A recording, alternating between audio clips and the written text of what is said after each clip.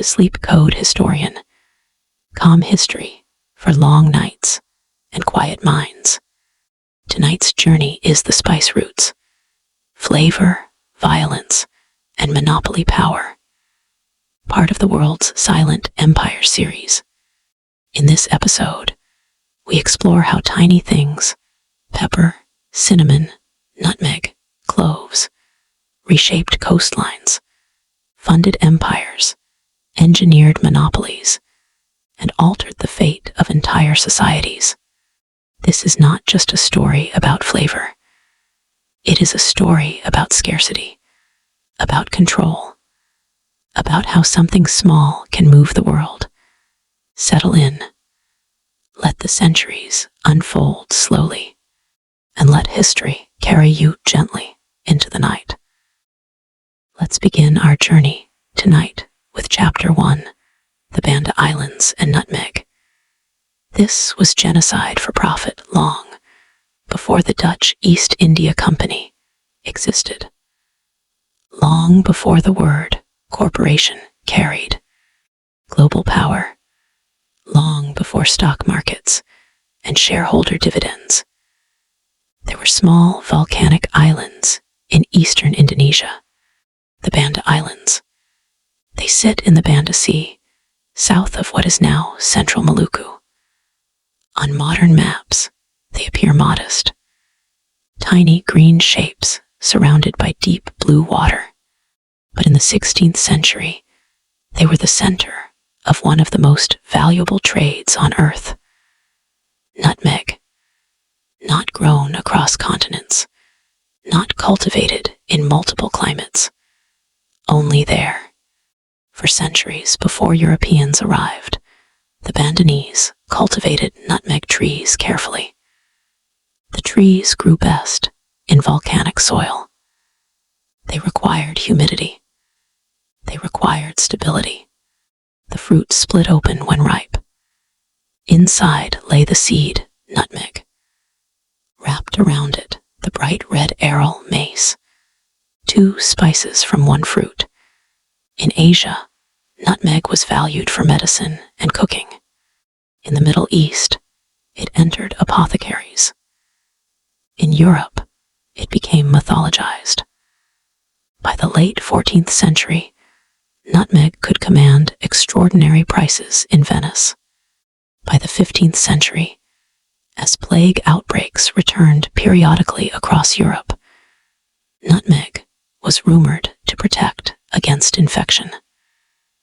Whether or not it truly did was secondary. Belief created demand, and demand, when combined with extreme geographic limitation, created extraordinary profit potential.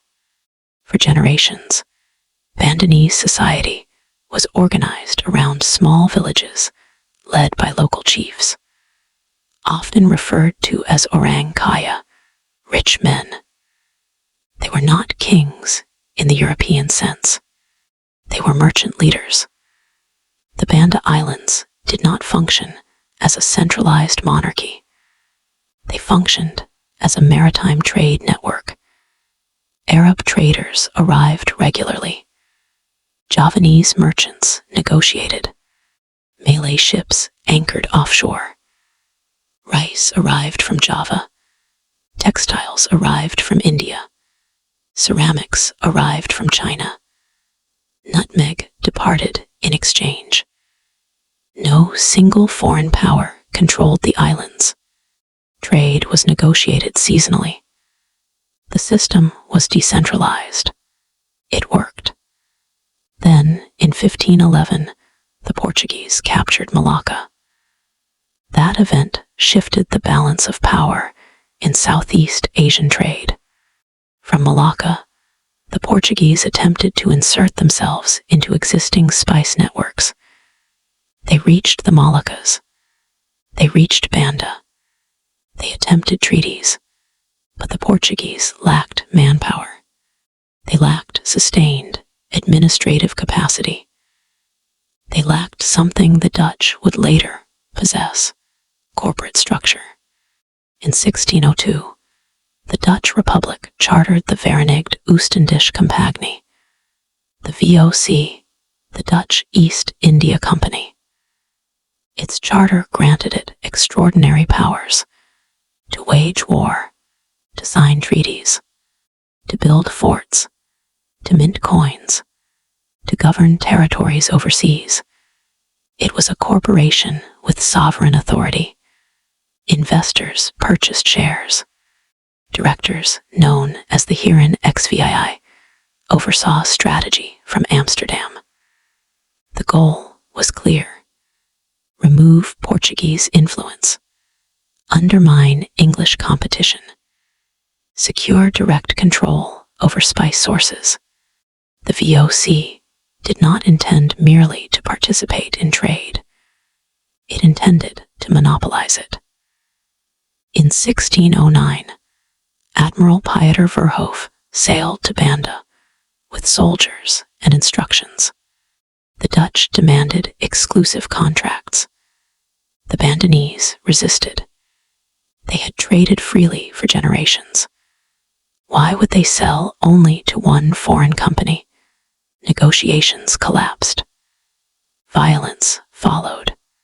Verhoef and several Dutch officials were killed during a confrontation. In Amsterdam, this was interpreted not as a failed negotiation, but as defiance. The company responded with escalation. In 1619, Jan Pieterszoon Cohen became Governor General of the VOC in Asia. Cohen was not simply an administrator. He was ideological. He believed firmly that profit required discipline, and discipline required force. He wrote letters back to Amsterdam stating plainly that trade in the Indies could not be conducted without war. In 1621, Cohen returned to Banda with troops. The campaign that followed was systematic. Dutch forces moved from island to island. Villages were attacked. Leaders were executed. Some Bandanese fled into the hills. Others were captured. Many were killed.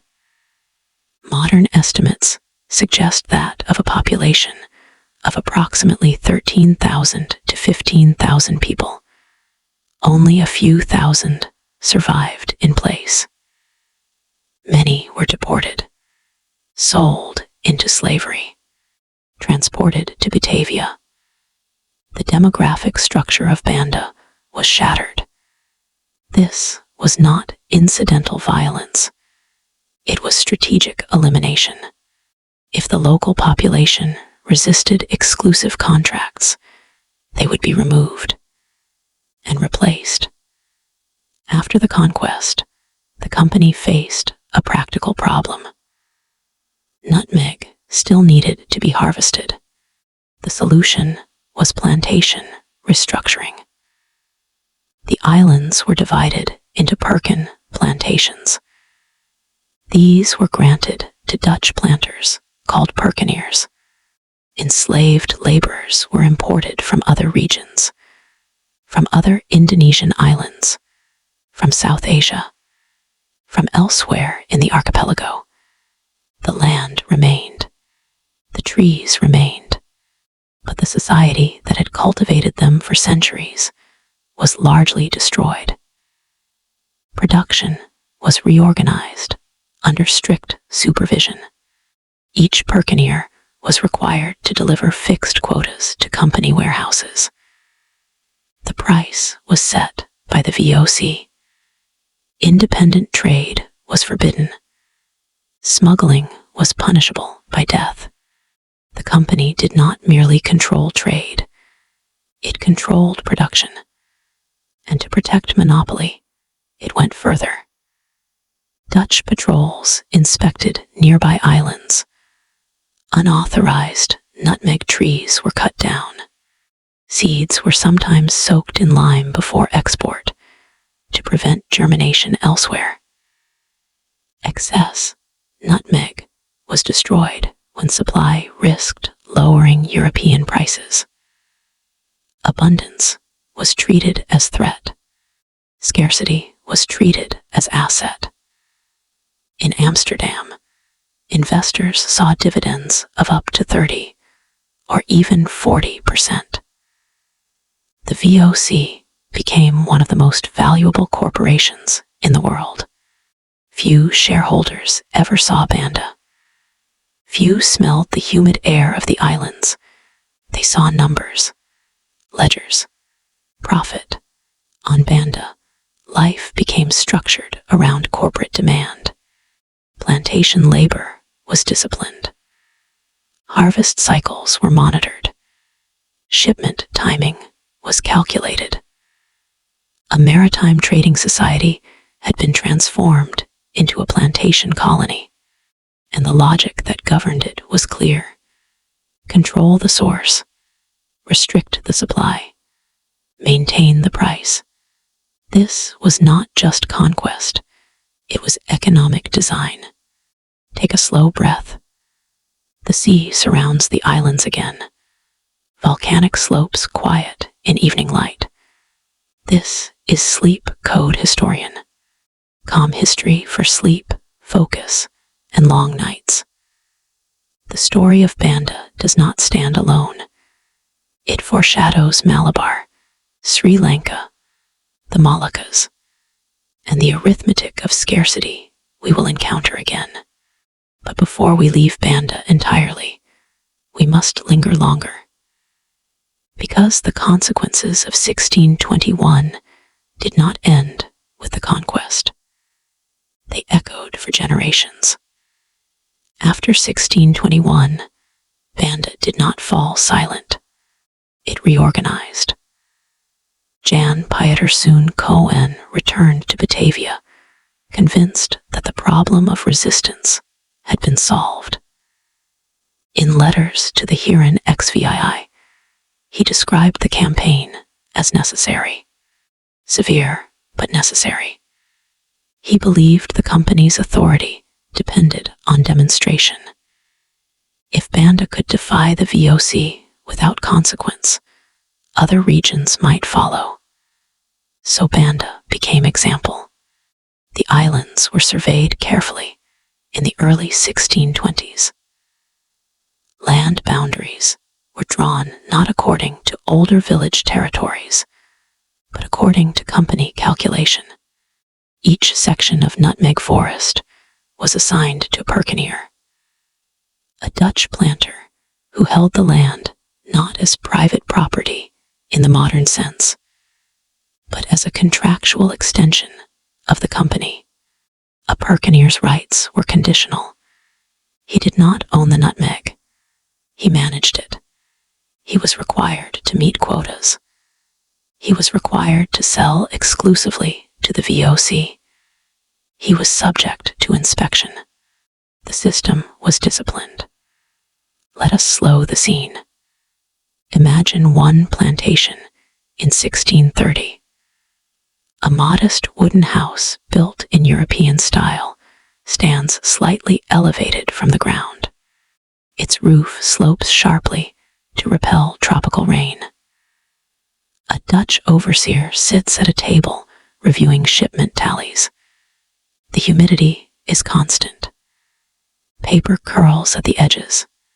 Beyond the house, enslaved laborers move among nutmeg trees. They climb lightly to harvest fruit at the right stage. They split the ripe outer casing. They separate maize from seed. They lay the harvest on woven mats to dry under the equatorial sun. The rhythm of the day is agricultural, but the structure above it is corporate. The perkenier keeps records. The quantity harvested this season, the percentage lost to rot, the projected shipment to Batavia. Batavia will forward the cargo to Amsterdam. Ships do not leave immediately. Timing matters. If too much nutmeg arrives in Europe at once, prices soften. The VOC learned this early. The company did not simply export spice, it scheduled it. And here we begin to see something new in world history. The spice trade was no longer only about maritime courage or merchant negotiation. It was about controlled release. In Amsterdam, the company warehouses near the IJ River stored nutmeg and mace. Clerks compared inventory with projected demand. Merchants bid at auctions arranged deliberately. The company could hold back cargo if market conditions suggested oversupply. This was early market management, a quiet form of economic engineering. Let us widen the lens. In 1623, only 2 years after the Banda campaign, the Ambona incident unfolded. Dutch authorities in Ambon accused English traders of conspiracy. Several Englishmen were executed. The event intensified rivalry between the Dutch and the English East India Company. Competition in the spice trade was not merely commercial. It was geopolitical. The English had briefly held the small island of Run in the Banda Group. Run produced nutmeg. It represented a fragment of the same geographic monopoly the Dutch sought. For decades, Dutch and English interests collided across the Indonesian archipelago. Finally, in 1667, the Treaty of Breda formalized a territorial exchange. The English ceded Run. The Dutch ceded a colony in North America, New Amsterdam. The English renamed it New York. At the time, Run seemed the more valuable asset. Nutmeg was concentrated wealth. New Amsterdam was uncertain frontier. The calculation made sense within the 17th century logic of spice. History later shifted that balance, but in that moment, flavor outweighed land. Return now to Banda. The plantation system hardened through the mid-17th century. Enslaved workers did not come from a single origin. They were transported from Sulawesi, from Java, from Timor, from other islands under Dutch influence. Communities were fractured intentionally. Language barriers reduced coordinated resistance. Labor was supervised strictly. Punishment for disobedience could be severe. Plantation records mention whipping, confinement, and forced relocation. But the daily life was not constant violence. It was repetition. Harvest, dry, sort, pack, inspect, record, ship, harvest again. The monotony served the company's purpose. Predictable output stabilized pricing models in Europe. By the late 17th century, the VOC had become one of the most powerful commercial institutions in the world. Its shares were traded actively. Investors could purchase partial ownership in distant enterprises without ever leaving the Dutch Republic. This was new. Profit detached from place. Shareholders experienced return on investment derived from forests they would never see. The violence of 1621 became abstracted into dividend yield. Pause gently here. Breathe in. The Banda Sea is calm. Volcanic peaks still rise above blue water. This is Sleep Code Historian. Calm history for sleep, focus, and long nights. The pattern emerging in Banda will appear again. In Sri Lanka, in the Moluccas, in pepper ports along the Malabar coast. But Banda was first in its severity. Genocide was not incidental, it was instrumental. The local orang kaya had once negotiated prices seasonally. After 1621, negotiation ended. Authority flowed from Batavia to the Purkenneers to the fields. Demographically, the original Bandanese population never fully recovered. Cultural continuity was broken. Oral traditions faded. Social structures reformed under foreign supervision. A maritime trading society had been transformed into a plantation colony dedicated to a single export. And that transformation was driven not by hunger for spice alone. It was driven by the arithmetic of monopoly. Let us reinforce the theme slowly. When a commodity grows in only one place, control of that place becomes leverage. When leverage becomes profit, profit becomes incentive. When incentive meets military capability, resistance becomes target. Banda demonstrates the logic clearly. Eliminate competition at origin. Reorganize production. Restrict supply. Protect price. Across the globe, consumers grated nutmeg into sauces and wines. Few understood that their flavor had been secured by fire and charter. Few understood that a corporation had exercised sovereign violence to protect its margin. As we prepare to leave Banda for now, remember this model, because it will echo across the spice routes. The methods will vary. The intensity will shift. But the underlying structure, control, restriction, calculated scarcity, will remain. In the next chapter, we will see how geography complicates this model. Because not all spice regions were small islands. Some were vast coasts. And negotiation could not always be replaced with elimination. After the 1621 campaign, Banda did not simply change rulers. It changed composition. Before Dutch intervention, the Banda Islands supported a population estimated between 13 and 15,000 people. They were farmers, traders, sailors, negotiators. Their society revolved around maritime exchange and orchard cultivation.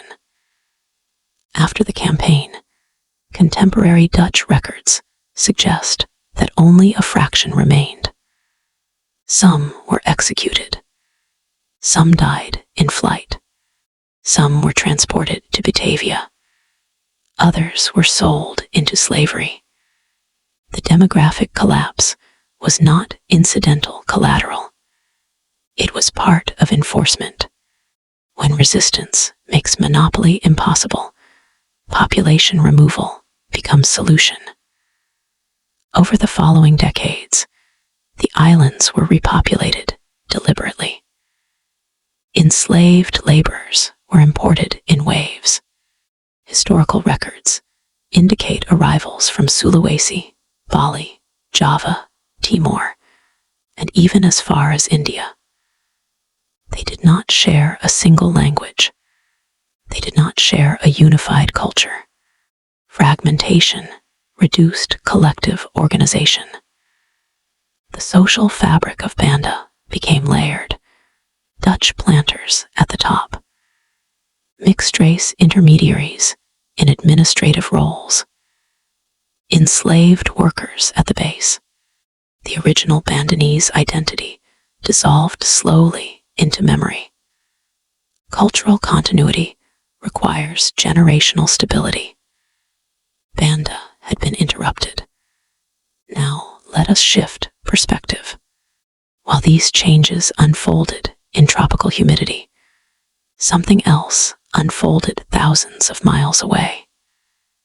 In Amsterdam, The VOC operated under a charter renewed periodically by the Dutch Republic. Investors purchased shares not tied to a single voyage, but to the corporation itself. This was revolutionary. Earlier trading ventures dissolved after each expedition. Profits were divided. Risk ended. The VOC created permanent capital. Its structure resembled something modern. Let us slow this down clearly. Imagine an investor in 1635. He lives in Leiden or Amsterdam. He purchases shares in the company. He does not sail. He does not see Banda. He reads reports. Dividends are announced periodically. Profit percentages fluctuate, some years higher, some years lower, but over decades, returns remain strong. Because the company does something powerful, it smooths volatility. In a free market, supply spikes can crash prices. The VOC intervenes. If nutmeg harvest is high, surplus is stored. If storage grows too large, part is destroyed. The goal is stability. Stable price means predictable dividend. Predictable dividend means investor confidence. Investor confidence means more capital. More capital means more ships. More ships means stronger enforcement. Enforcement maintains monopoly. The system feeds itself. Let us articulate the pattern slowly. Control the source. Enforce exclusivity. Regulate output. Stabilize price. Deliver dividend. Reinvest power. And repeat. Banda becomes less a place and more a function. It is a node in a financial architecture. This abstraction is crucial. Violence at origin becomes invisible at destination. In Europe, nutmeg becomes symbol of refinement. In medical texts, it is described as warming, balancing, protective. In kitchens, it sweetens custards and sauces. Its origin story is not printed on the label. This separation between production and consumption will echo across later centuries. Sugar, cotton, tea, rubber, oil. But in the 17th century, Banda is among the earliest examples of corporate sovereignty exercised for commodity stabilization. Now, let us return gently to the islands. It is late afternoon. The air is thick. Nutmeg trees stand evenly spaced in regimented lines. They were not originally planted in rows like this. The orchard geometry reflects European agricultural logic. A supervisor walks between trees. He inspects bark for disease. He checks whether any fruit has fallen prematurely. Harvest season must be precise. Too early, flavor is weak. Too late, spoilage increases. Enslaved workers gather fallen fruit. They split the husk. They lay mace separately from seed. The red of fresh mace contrasts against green foliage. As it dries, it fades to amber. The smell is sharp and sweet. Nearby, a storage shed houses dried nutmeg. Wooden barrels line the walls. Each barrel is marked. Inventory tallied. Shipment scheduled. This repetition continues year after year. Some Perkineers grow wealthy. Some fall into debt. But the company remains central. The Huron XVII do not supervise each orchard personally. They rely on reports. Letters travel between Batavia and Amsterdam. Months pass between instruction and response. Yet the system functions because monopoly reduces unpredictability. Now widen the lens again. Across the archipelago, neighboring islands observe Dutch consolidation. Some cooperate cautiously, some resist, some attempt smuggling. Dutch patrol ships move regularly through the Banda Sea. Unauthorized trade is intercepted. In certain cases, trees on unauthorized islands are cut down deliberately. This practice is not isolated. It is policy. Scarcity must be maintained at source. Even nature becomes subject to calculation. Here we see the earliest form of what we might call resource discipline. The environment is reshaped to fit market logic. Banda is not merely conquered, it is optimized. Pause gently. Let the image soften. The volcanic cone of Gunung API rises above the sea. Clouds drift slowly. Waves touch black sand. This is sleep code historian. Calm history for sleep, focus, and long nights. The story of Banda is heavy, but it is foundational. Because the logic tested here will travel westward, to Sri Lanka, to the Malabar coast, to the Moluccas, to European markets, and eventually to global systems of trade and finance. Before we leave this chapter, we must reflect once more on its defining phrase: genocide for profit. The term is stark, but the mechanism is clear. Profit requires exclusivity. Exclusivity requires enforcement. Enforcement eliminates alternatives.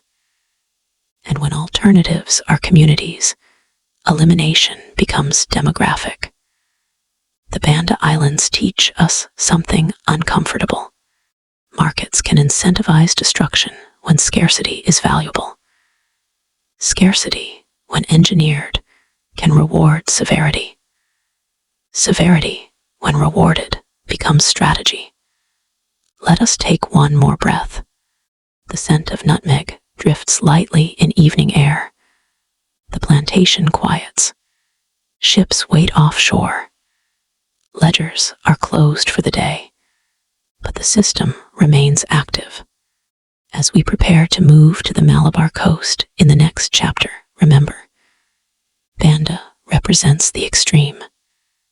The controlled laboratory, the smallest geography with the highest leverage. Not all spice regions could be treated this way. Some were too large, too populated, too politically layered. And there, the strategy would shift. By the late 17th century, the Banda Islands had become stable in a narrow, calculated sense. Production was predictable. Shipments were scheduled. Dividends were distributed. But stability on paper is not the same as continuity in memory.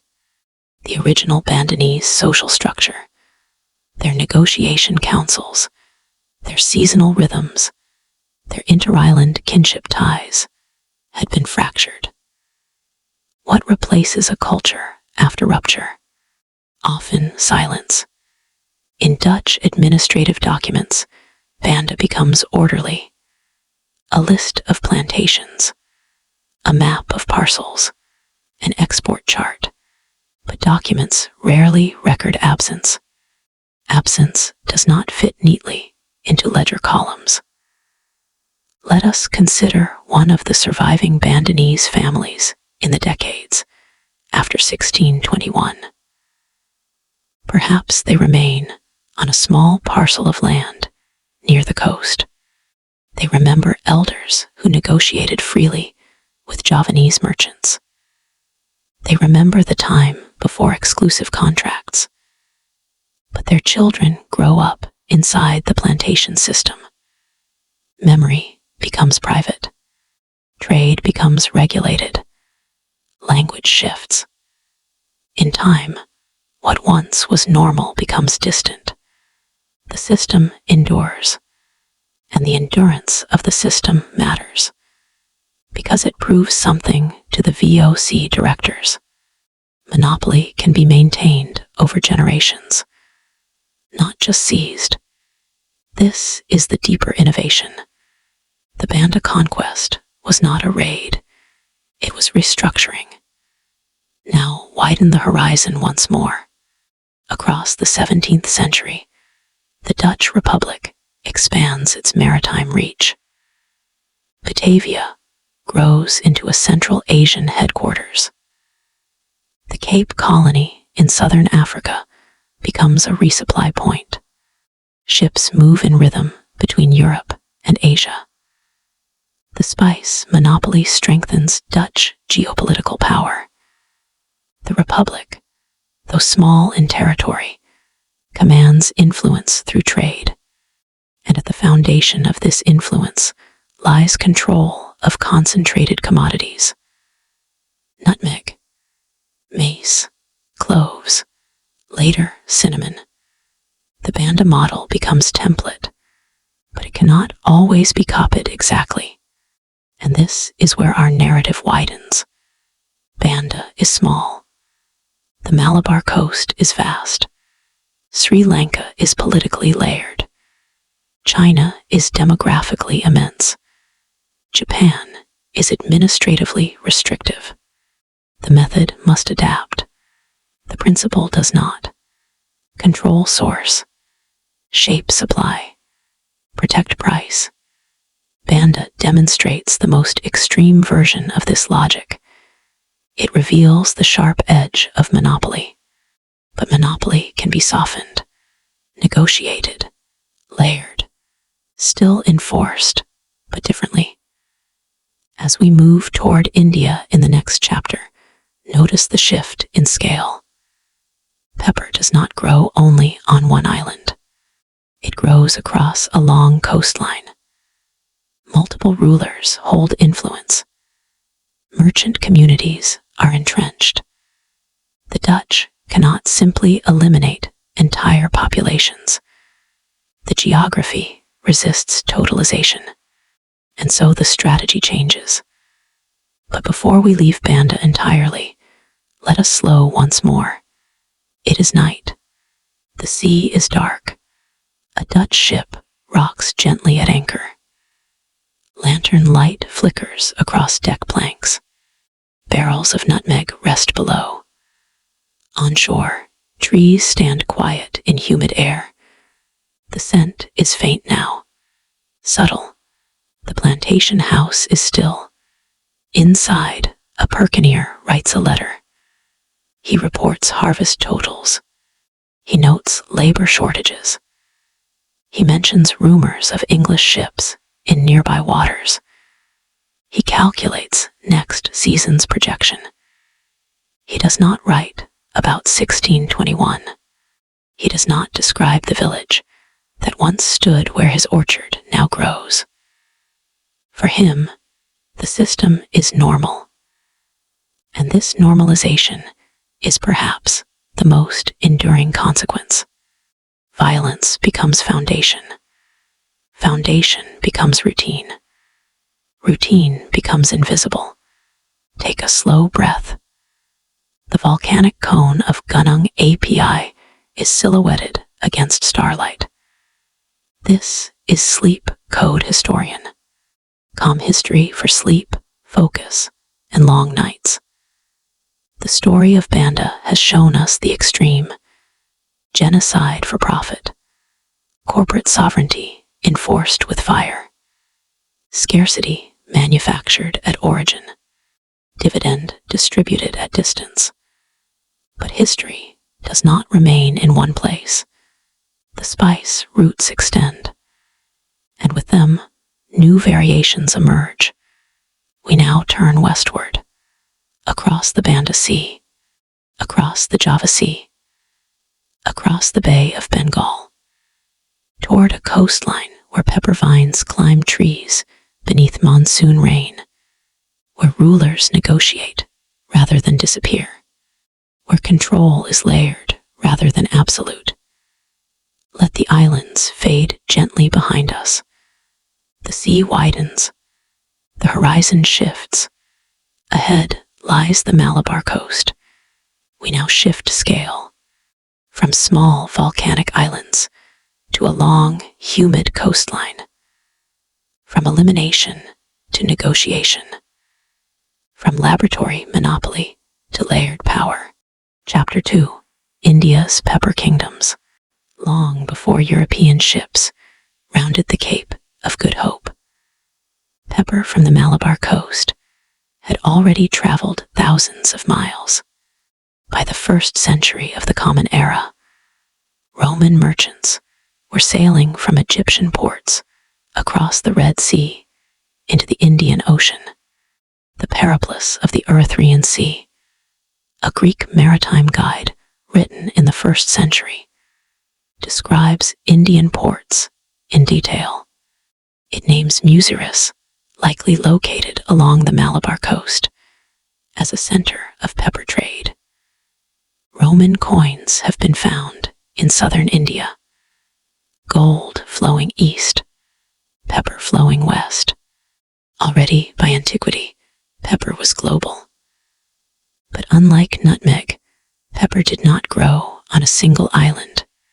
It grew along a wide belt of southwestern India, where monsoon rains fed fertile soil between the Arabian Sea and the western Ghats Mountains. The vine climbs trees for support. It wraps gently around trunks. Clusters of green berries hang beneath leaves. When harvested and dried, they shrink into black spheres. Small, durable, transportable, pepper thrives in decentralization. It is cultivated by many farmers across many regions. No single ruler controls all production, and this geographic fact changes everything. Let us slow the scene.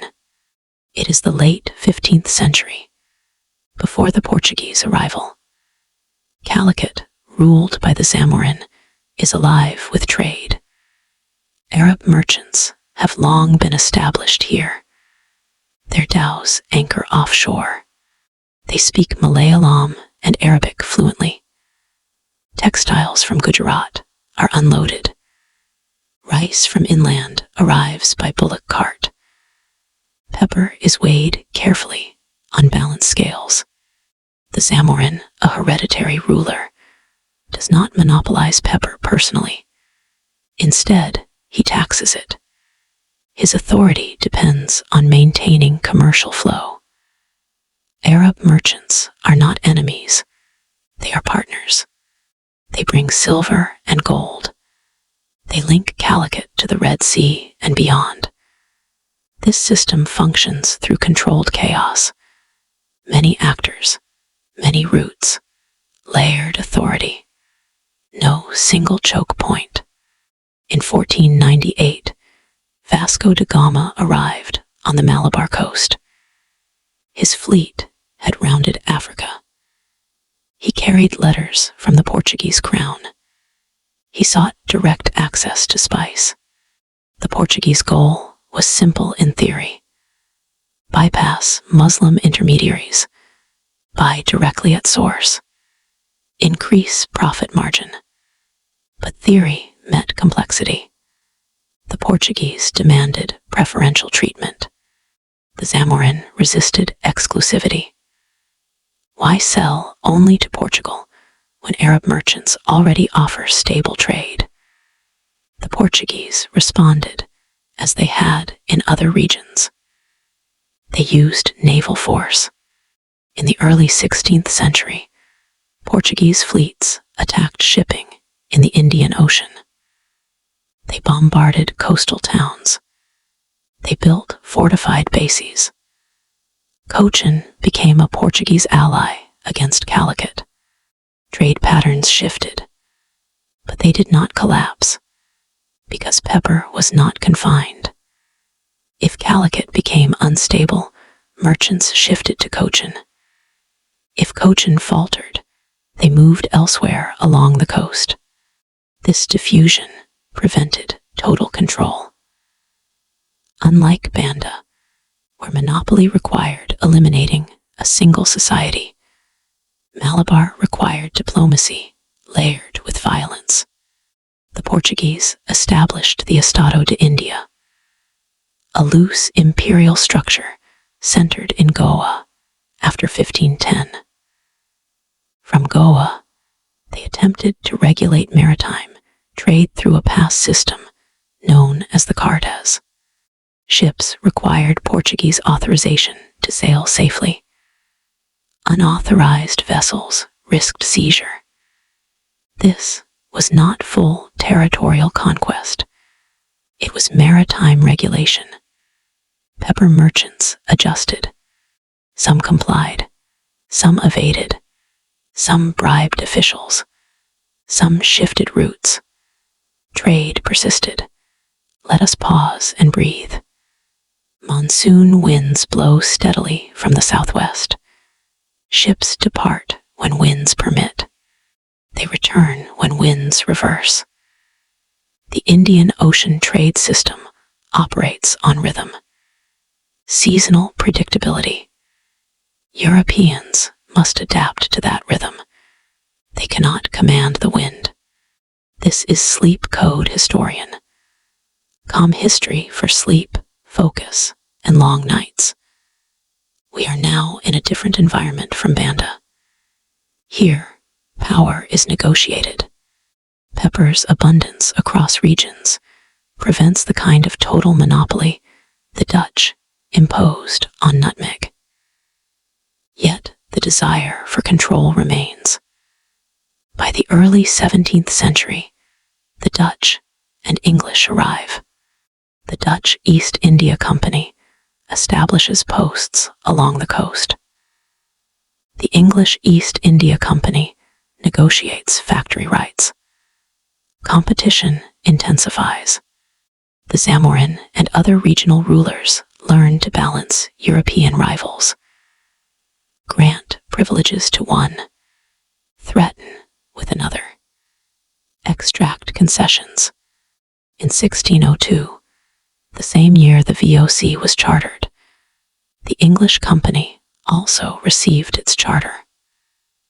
Pepper becomes entangled in Anglo-Dutch rivalry. Unlike Banda, neither company can simply remove the Zamorin. They require alliance. So they negotiate. They build warehouses. They secure limited monopolies in certain ports. They attempt to sign exclusive contracts. But the coast is long. The hinterland is complex. Inland pepper-growing regions are controlled by smaller chiefs and local landlords. Farmers respond to price. If one buyer offers better terms, supply shifts quietly. This flexibility frustrates corporate ambition. The company can dominate shipping lanes, but it cannot uproot every pepper vine. Now let us enter a small inland village. It is 1635. Pepper vines climb tall support trees. A farmer inspects his crop. He considers offers. An Arab trader offers one price. A Dutch agent offers another. A local broker negotiates commission. The farmer is not thinking of global monopoly. He is thinking of household stability, marriage dowries, rice supply, tax obligations. This micro-level decision shapes global trade. Multiply this by thousands of farmers, and monopoly becomes difficult. Yet Europeans adapt. They begin offering advances. Loans tied to future harvest. Debt as leverage. If a farmer accepts advance payment, he must deliver to that buyer. Slowly, control tightens, not through elimination, through credit, through contract, through layered dependency. This is the Malabar variation of monopoly, controlled chaos. Let us reinforce the comparison gently. In Banda, the Dutch destroyed resistance and reorganized land. In Malabar, they inserted themselves into existing structures. In Banda, population removal created plantation uniformity. In Malabar, population density prevented total removal. In Banda, scarcity was engineered through destruction. In Malabar, scarcity was limited by geography. The difference is scale. The similarity is intention. Control supply. Protect price. Now slow the scene once more. It is evening in Calicut. Lanterns hang in the marketplace. Pepper sacks are stacked against wooden beams. Arab merchants converse quietly. A Dutch factor records weights in a ledger. A Zamorin official observes from a shaded platform. The system breathes, layered, negotiated, tense, yet functioning. Pepper continues to flow outward, to the Red Sea, to the Persian Gulf, to Europe. Unlike nutmeg, pepper will never be fully monopolized. Its abundance resists totalization, but the attempt to dominate it reshapes politics along the coast. And reshaping politics reshapes empire. Take a slow breath. The Arabian Sea darkens under monsoon clouds. This is Sleep Code Historian. Calm history for sleep, focus, and long nights. The story of pepper shows us adaptation. The corporate logic tested in Banda meets complexity in India. Monopoly does not disappear. It evolves. By the mid-17th century, Portuguese dominance along the Malabar coast had weakened. Their estado de India remained centered in Goa, but their naval superiority was no longer uncontested. The Dutch East India Company arrived with larger capital reserves, more disciplined corporate coordination, and a singular objective: undermine Portugal's control of spice routes. In 1663, the Dutch captured Cochin from the Portuguese. This moment mattered. Cochin had been a critical Portuguese ally against Calicut. With Cochin in Dutch hands, the balance shifted. But again, unlike Banda, the Dutch could not simply seize the entire coastline. Calicut remained influential.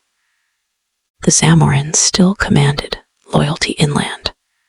Arab merchant communities remained embedded in port cities. The Dutch, therefore, pursued layered agreements. They signed treaties promising military support. They negotiated exclusive supply contracts in specific districts. They stationed factors, company agents, to monitor weighing houses. Let us slow the moment. It is 1670. Inside a warehouse in Cochin, a Dutch factor named Hendrik van Reed reviews pepper deliveries. Van Reed is not only a merchant, he is also a naturalist. He later compiles the Hortus Malabaricus, a detailed botanical record of Malabar plants. Even in conquest, Europeans are cataloging, classifying, studying the land they seek to control. Pepper is weighed in front of him. Local brokers speak softly. Weights shift across brass scales. The Dutch record each sack precisely. They calculate freight cost, expected European price, insurance risk, seasonal demand. But the inland world does not obey easily. Pepper cultivation depends on smallholder farmers, temple lands, local chieftains, and agrarian rhythms shaped by monsoon cycles. When European buyers offer advances, they bind future harvest. Debt begins to accumulate. If harvest fails, obligation remains. Credit becomes quiet leverage. This is different from plantation coercion. It is slower, more diffuse, more negotiable, yet still directional. Control grows through dependency.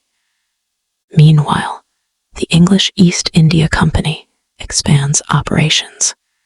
In 1668, Bombay passes from Portuguese to English control. As part of the dowry of Catherine of Braganza to Charles II, Bombay becomes a strategic foothold. From there, the English compete for pepper contracts along the coast. Dutch and English rivalry intensifies. European wars spill outward. The Anglo-Dutch wars of the mid-17th century are fought partly over trade dominance. Pepper is not the only commodity at stake, but it is among the most valuable. In European markets, pepper remains a staple luxury, more accessible than nutmeg, more widely consumed. Demand is steady.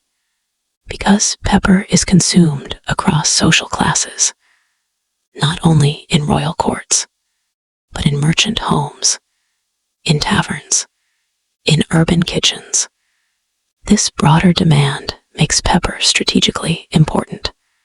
Unlike nutmeg, which can sustain extremely high margins due to rarity, pepper depends on volume. Volume requires stability. Stability requires influence over coastal politics. Let us move inland briefly. By the 18th century, power shifts in southern India alter trade dynamics. The kingdom of Mysore rises under Hyder Ali and later Tipu Sultan. Though Mysore's influence lies primarily inland, its campaigns affect coastal access. European companies must now negotiate not only with coastal rulers, but with expanding inland states. Pepper becomes entangled in wider military strategy. In 1780, during the Second Anglo-Mysore War, control of ports along the Malabar coast becomes militarily significant. Pepper is now linked to territorial contest. What began as maritime trade is becoming land-based rivalry. Yet still, monopoly remains incomplete. Farmers continue to shift loyalties quietly. Arab merchants continue to participate. Smuggling persists. If Dutch prices are too low, pepper moves to English agents. If English credit tightens, farmers return to local brokers. Controlled chaos continues. This phrase matters because the Malabar coast resists simplification. It cannot be reduced to plantation geometry. It breathes with competing sovereignties. Temple authorities, local landlords, coastal kings, European corporations, all layered, all negotiating. Let us slow the image once more. Monsoon rain falls against tiled roofs in Calicut. Pepper vines glisten under heavy clouds. In a modest inland courtyard, a farmer calculates risk. If he accepts Dutch advance, he secures immediate coin. If he refuses, he preserves flexibility. The decision is small, but multiplied across thousands of growers, it shapes global trade. Now return to Europe. In Amsterdam and London, pepper auctions remain central events. merchants gather. Prices fluctuate based on shipping reports. Storm damage, war rumors, harvest expectations. Unlike nutmeg, pepper price is more elastic. Its supply can expand more easily. This reduces the possibility of extreme scarcity, but it increases the importance of shipping security. Maritime control becomes priority. Convoys are organized. Naval escorts assigned. Pepper links agricultural labor in India to naval expenditure in Europe. The commodity binds continents. Pause gently. Breathe in. The scent of pepper is sharp, earthy, persistent. This is Sleep Code Historian. Calm history for sleep, focus, and long nights. Malabar teaches us something subtle. Monopoly does not always require destruction. Sometimes it requires entanglement, layered agreements, credit systems, selective alliances. European companies adapt to complexity. They learn to operate within dense political ecosystems. And these lessons will matter later, because what they practice here, negotiation backed by force, credit backed by contract, trade backed by navy, will become foundation for territorial empire. Pepper does not fall into total monopoly, but it becomes training ground, a rehearsal for something larger. Pepper does not grow in isolation. It grows within layered agricultural systems. Along the Malabar coast, cultivation was rarely plantation-based in the 17th century. Instead, pepper vines climbed trees within mixed gardens. Coconut palms, areca nut trees, jackfruit, banana, small rice plots nearby. Pepper was integrated, not isolated. This integration limited external control. Because pepper production was not easily separated from subsistence farming, a farmer's decision to expand pepper acreage meant diverting labor from rice or coconut. Balance mattered, and balance was local. Temple lands played a role. Many inland estates were attached to religious institutions. Temple authorities collected revenue. Local chiefs managed territories on behalf of larger rulers. Pepper flowed upward through tax structures before it reached coastal merchants. This multi-layered system created friction for European companies. They could negotiate at ports, but inland authority remained diffuse. Now, let us examine one inland transaction more closely. It is 1710. A pepper farmer meets with a local intermediary. The intermediary represents a Dutch factor in Cochin. An advance is offered. Silver coin now. Pepper delivered after harvest. The farmer calculates rainfall patterns. If the monsoon fails, harvest shrinks. If harvest shrinks, debt remains, debt binds. This is not violent conquest. It is economic tethering. Over decades, such arrangements accumulate. Dutch influence grows in certain districts. English influence grows in others. Portuguese authority continues in smaller enclaves. The coast becomes a chessboard. Each European company seeks leverage. But unlike Banda, no single decisive campaign resolves control. The complexity of Indian society resists total simplification. And yet, something subtle is happening. European companies are learning governance. At first, they are merchants. Then they become diplomats. Then they field soldiers. By the mid-18th century, the English East India Company's influence extends beyond trade. After the Battle of Plassey in 1757, though fought in Bengal far from Malabar, the English company gains revenue rights over large territories. This moment marks transition. From merchant to ruler, pepper is no longer merely cargo. It is tax base. As British authority expands through southern India in the late 18th century, especially after the defeat of Tipu Sultan in 1799. Coastal regions come under firmer company control.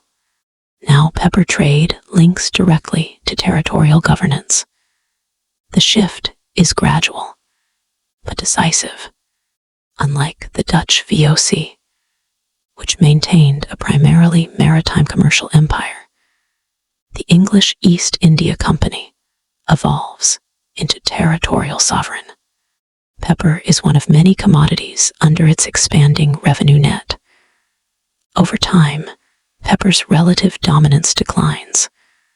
Other commodities rise: textiles, tea, indigo, opium, later cotton. The spice that once drove Roman trade becomes one thread in a larger imperial fabric. But its legacy remains. Because Malabar was rehearsal, here European companies learned to operate within complex societies, to negotiate layered authority, to use credit as leverage, to blend commerce with military force. This knowledge later supports wider empire. Let us pause gently. Monsoon rain falls across terraced hills. Pepper vines glisten. The scent is faint, but persistent. In a coastal warehouse, sacks are stacked. A British clerk enters figures into a ledger. The numbers are smaller than those once recorded for nutmeg. Margins are thinner. Volume is higher. Pepper is less spectacular, but more stable. And stability supports expansion. Now let us compare once more to Banda. In Banda, monopoly required destruction. In Malabar, monopoly required negotiation. In Banda, scarcity was engineered through elimination. In Malabar, scarcity could never be fully engineered. The geography resisted. The society resisted. The scale resisted. This contrast is crucial. It teaches us that corporate strategy adapts to environment. Small island, total restructuring. Long coastline, layered engagement. Island concentration, plantation model. Agrarian diffusion, credit model. The intention is constant. The method varies. Slow your breathing. Feel the rhythm of monsoon cycles. This is Sleep Code Historian. Calm history for sleep, focus, and long nights. Pepper's story does not end with decline. It simply loses its singular spotlight. By the 19th century, pepper is widely cultivated beyond Malabar. Transplantation reduces geographic exclusivity. Scarcity weakens. Prices normalize. The commodity becomes common. The era of spice-driven European obsession shifts toward industrial goods and colonial extraction. But the lessons remain embedded. Lessons about control, about supply, about the relationship between agriculture and finance. As we prepare to move onward, notice how scale keeps expanding. From Banda's tiny islands to Malabar's long coast. Next, we will narrow again. to Sri Lanka, where cinnamon grows primarily on one island, and where monopoly will retighten. Let the Malabar coast recede. The Arabian Sea widens behind us. Ahead lies an island wrapped in mist and forest. Its scent is softer, sweeter. Cinnamon waits. Take one slow breath. The coastline fades into horizon. This is Sleep Code Historian. Calm history for sleep, focus, and long nights. In the next chapter, Sri Lanka and cinnamon labor systems, where tribute becomes obligation and forests become supervised resource. Let's start counting sheep and slowly move along to Chapter 3, Sri Lanka and cinnamon labor systems. Before European ships appeared along its coast, Sri Lanka, then known to many as Ceylon, was already woven into Indian Ocean trade. Arab merchants called it Serendib. Chinese records referenced it. Its ports connected to South India, to Southeast Asia, to the Red Sea. But unlike pepper on the Malabar coast, true cinnamon of the finest quality grew primarily here. The species Cinnamomum verum thrived in the island's southwestern lowlands. Moist climate, sandy soil, steady rainfall. Cinnamon does not grow in towering groves. It grows in manageable thickets, slender stems, smooth bark. When peeled properly, the inner bark dries into delicate quills. Light brown, sweet, subtle. Its scent is softer than clove, less sharp than pepper. Yet, in European markets, it carried enormous prestige. Now slow the scene. It is the early 16th century, before Portuguese conquest. Inland kingdoms divide the island. The Kingdom of Kot dominates much of the southwest. The Kingdom of Kandy controls the central highlands. Cinnamon peelers operate within hereditary caste structures. In Sinhala society, the Salagama caste traditionally performed cinnamon peeling.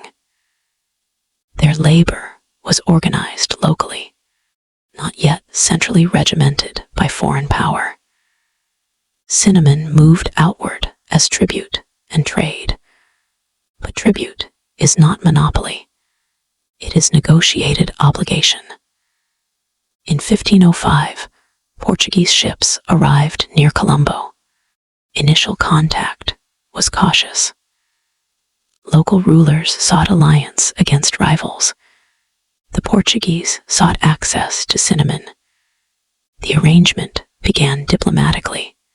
Cinnamon was offered in exchange for military assistance.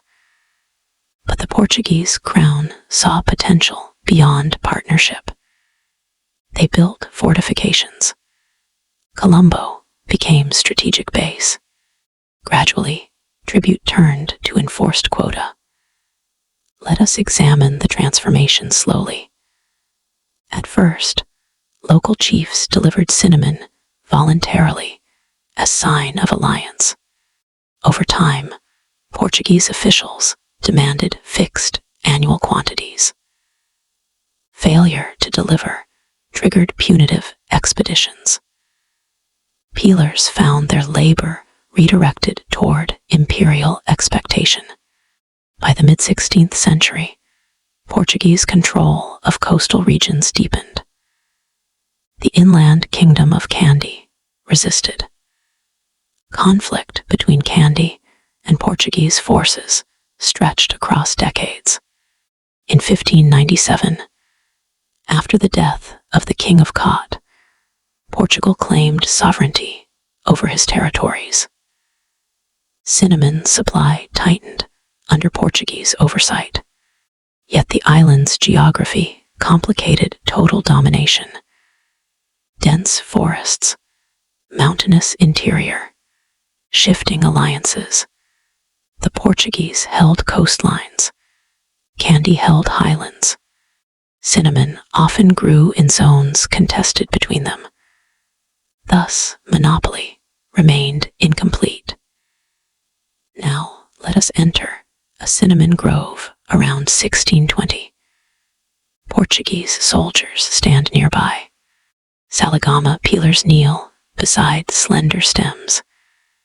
The outer bark is scraped away carefully. The inner bark is loosened with precise cuts. Long strips are removed and rolled into quills. Bundles are tied and stacked. Portuguese officials record weight. The labor remains skilled, but its destination is now predetermined. Ships departing Colombo carry cinnamon westward. In Lisbon, royal warehouses store the spice. Revenue flows to the crown. But the Portuguese Estado de India is financially strained. War with the Dutch intensifies in Asia.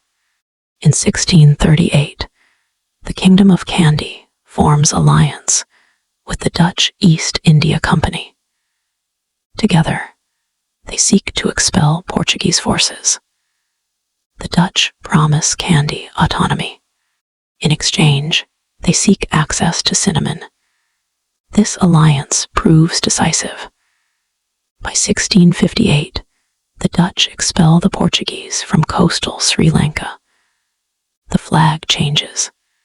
The structure remains. And then it tightens. The Dutch VOC approaches cinnamon differently from pepper. Cinnamon is geographically concentrated, not as isolated as Banda, but more concentrated than Malabar pepper. Thus, the possibility of controlled monopoly increases. The Dutch reorganize cinnamon production into supervised districts. Peelers are registered. Labor obligations formalized. Movement restricted during harvest seasons. Quotas standardized.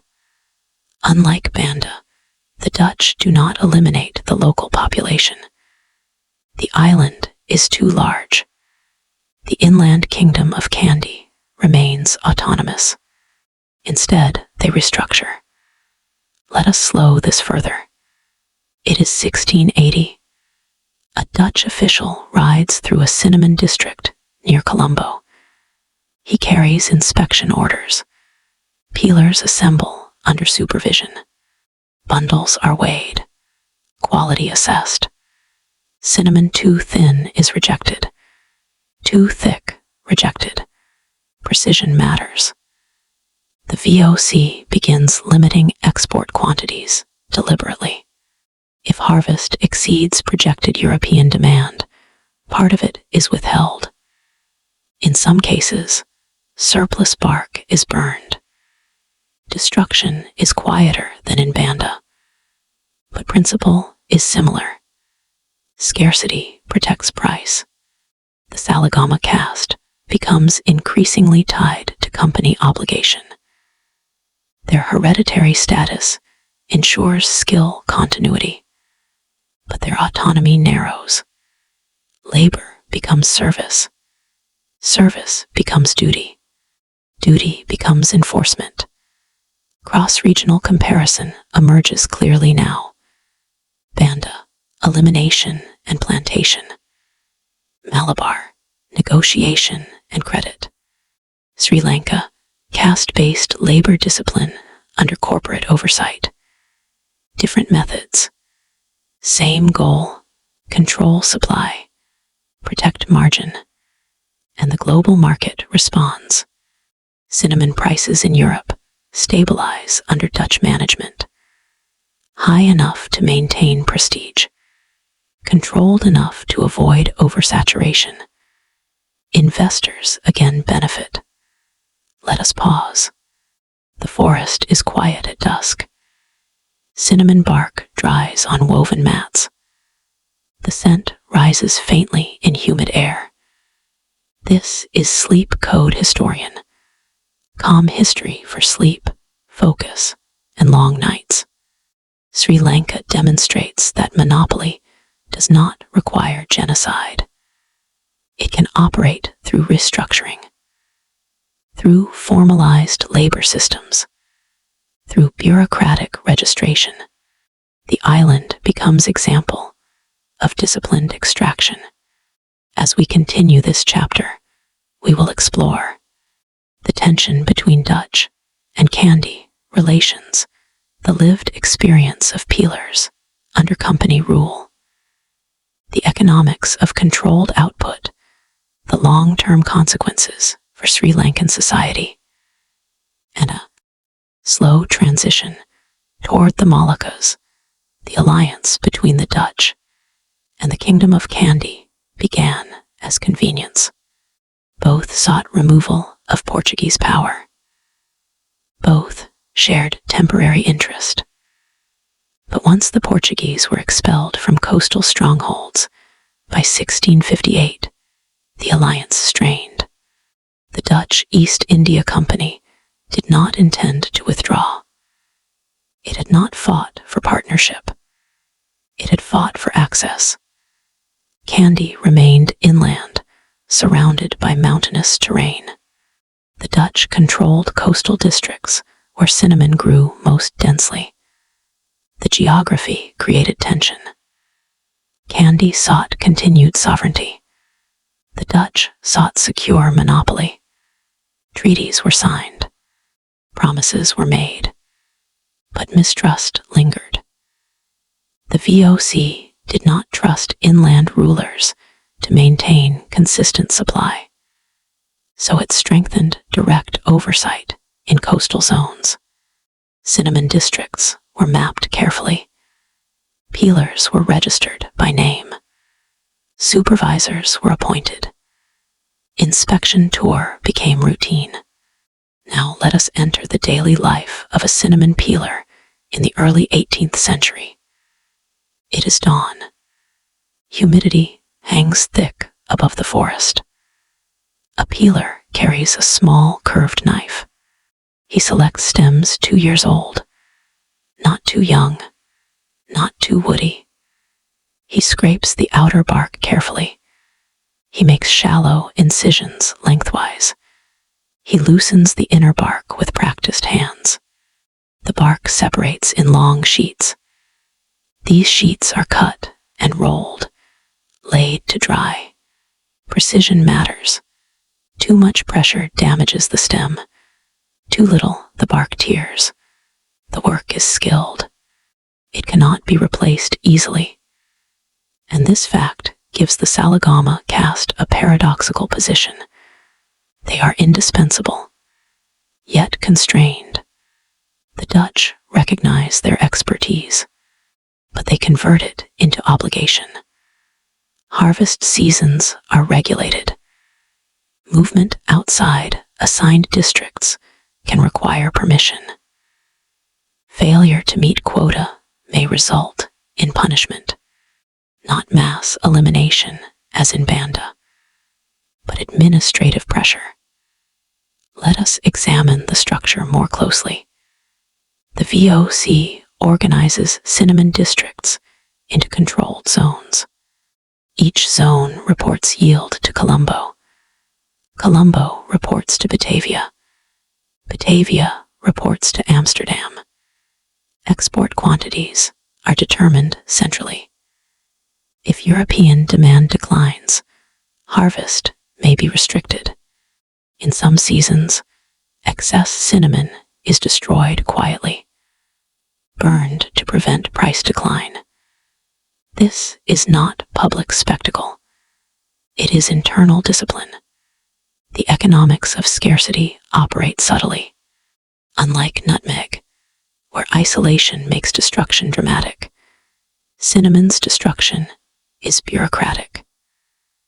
Now imagine a warehouse in Colombo around 1720. Bundles of cinnamon are stacked in neat rows, each tied carefully, each labeled by district. Clerks calculate shipment volume. European demand has softened this year. Too much supply risks lowering price. A decision is made. Hold back part of harvest. Delay shipment. The forest continues to grow, but export pauses. Scarcity is adjusted like a dial. This is corporate sovereignty expressed through inventory. Meanwhile, tension with candy intensifies periodically. The inland kingdom resents Dutch interference. Trade restrictions limit candy's access to coastal markets. Diplomatic standoffs occur. Occasional skirmishes flare. But neither side achieves decisive dominance.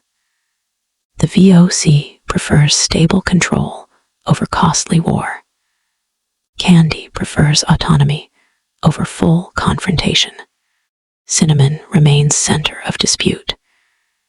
It is both economic resource and political lever. Let us widen perspective. Across the 17th and 18th centuries, European consumers begin associating cinnamon with refinement. It flavors pastries, wine, sweet dishes. It becomes embedded in European culinary identity. Yet few consumers know its production rests on hereditary caste labor under foreign supervision. The separation between consumption and extraction widens again. Now compare gently. Banda, violent restructuring. Malabar, negotiated credit. Sri Lanka, bureaucratic labor control. 3 models. 3 adaptations. 1 objective.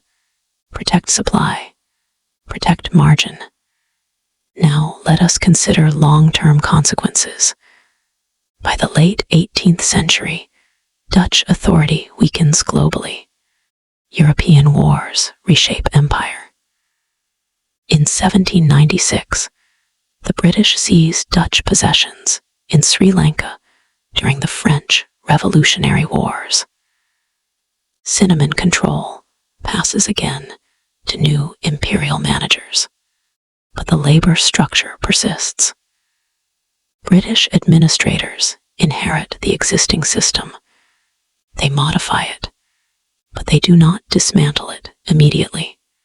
The cinnamon economy gradually declines in relative importance. Coffee and later tea plantations rise in the 19th century. Sri Lanka's agricultural landscape shifts again, but cinnamon remains symbolic of earlier era. A spice once so concentrated that empires fought over its bark. Now pause. The forest at dusk. Cinnamon quills drying on woven mats. A peeler wipes sweat from his brow. The scent rises faintly in humid air. Sri Lanka teaches us that monopoly can be bureaucratic, not explosive, not immediate, but steady, structured, embedded in social hierarchy. As we prepare to move further east toward the Moluccas once more, remember, nutmeg revealed the extreme. Pepper revealed complexity. Cinnamon revealed administration. Next, we will see cloves and the sharpening of scarcity again. Take a slow breath. The island fades into evening mist. Ahead, volcanic islands rise from deep water. Clove trees wait. Now let's move east again. Back toward volcanic islands. Back toward sharper scent. Back toward concentrated leverage. Let's pause for a few seconds and breathe in. Breathe out. Breathe in. Breathe out. As we continue with Chapter 4, Indonesia under spice monopolies. If nutmeg was concentrated in Banda, cloves were concentrated in the northern Moluccas. The islands of Ternate, Tidor, Bacan, Makian, volcanic soil, humid air, steep green slopes rising from deep blue sea. For centuries before Europeans arrived, these islands were ruled by sultanates. Ternate and Tidor in particular were powerful regional players. Their rulers negotiated with Malay merchants, with Javanese traders, with Arab intermediaries. Clove trees were cultivated carefully, the flower buds harvested just before blooming, laid out to dry under sun, green to red, red to dark brown, small, sharp, fragrant. The scent is unmistakable, warm, intense, persistent. Cloves were valued across Asia long before Europe entered the trade. They flavored rice dishes in Indonesia. They entered Chinese medicine. They moved west through established maritime networks. When the Portuguese arrived in the early 16th century, they encountered functioning political systems. In 1512, Portuguese ships reached the Moluccas. They built forts in Ternate. They sought exclusive access. But like Malabar, local rulers resisted simple monopoly. The Portuguese presence remained uneven, limited manpower, fragmented authority. By the early 17th century, the Dutch East India Company arrived with sharper focus. Having learned from Banda, the VOC understood something critical. Geographic concentration could be weaponized. But unlike Banda, the Moluccas were politically structured around established sultanates. The Dutch, therefore, used alliance and pressure. They supported Ternate against Tidor at times. They shifted loyalties when advantageous. Divide and align. Align and dominate. By mid-17th century, Dutch influence hardened. Treaties limited clove production to specific islands under company supervision. Other islands were ordered to destroy their trees. Let us slow that moment. It is 1652. A Dutch patrol vessel anchors offshore. Company officials disembark. They carry orders. Unauthorized clove trees must be cut. Farmers watch as soldiers inspect groves. Trees are felled. Branches burned. The scent of clove fills the air, thick and bitter. Destruction is not punishment. It is policy. This practice becomes known as extirpation, the systematic destruction of excess trees to prevent overproduction. Scarcity is engineered at origin. The logic mirrors Banda. But here, population elimination is not primary tool. Instead, production geography is narrowed deliberately. Only designated islands may grow cloves. All others must comply. If compliance fails, military intervention follows. The company enforces patrol routes across the Moluccan Sea. Ships circle regularly. Inspection becomes routine. Smuggling is constant risk. Some farmers attempt to hide young trees inland. Others bribe officials. But the patrol system is persistent. Unlike Malabar's layered chaos, the Moluccas return to sharper control. Not total annihilation, but territorial narrowing. Now let us examine the economic logic carefully. Clove trees mature over years.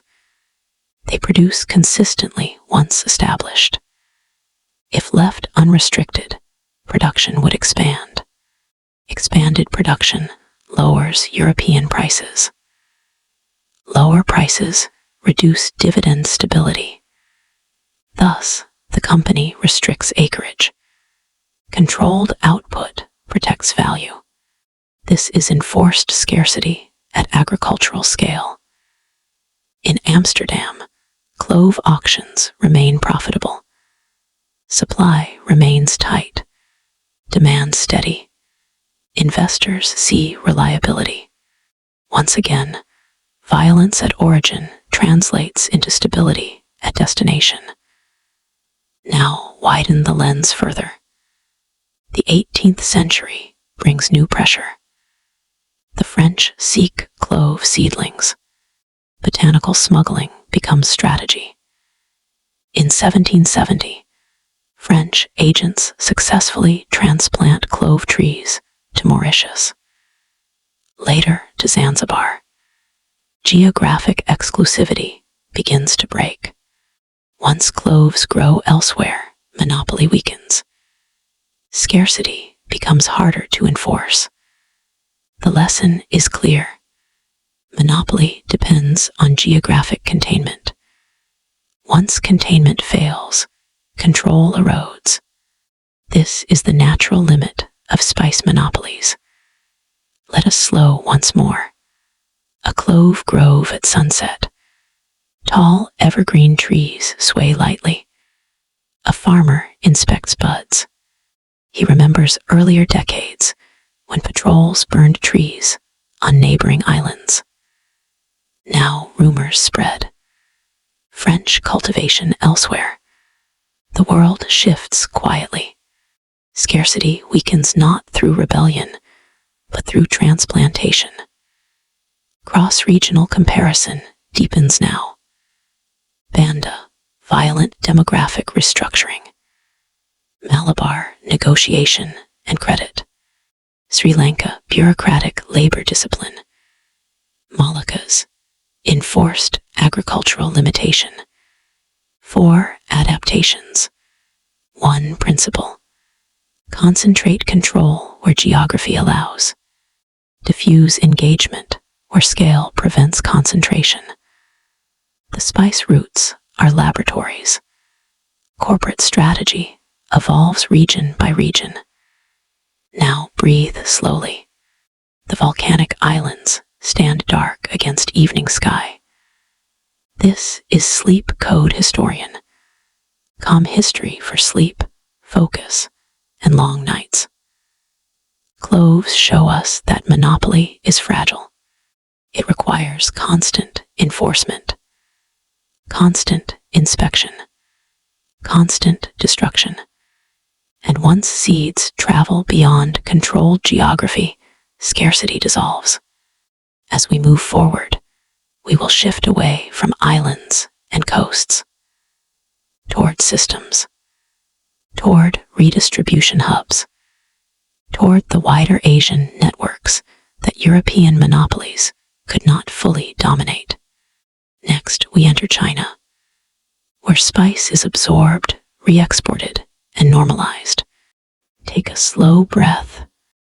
The Moluccan Sea grows quiet. Ahead, vast markets wait. Before the Dutch solidified control, the northern Moluccas were shaped by rivalry between Ternate and Tidor. These were not minor polities. They were maritime sultanates with diplomatic networks extending to Mindanao, to Java, to Malay ports. Their rulers styled themselves as sovereign authorities over spice-producing territories. Cloves were not merely agricultural goods. They were political instruments. Sultans distributed clove rights to loyal chiefs.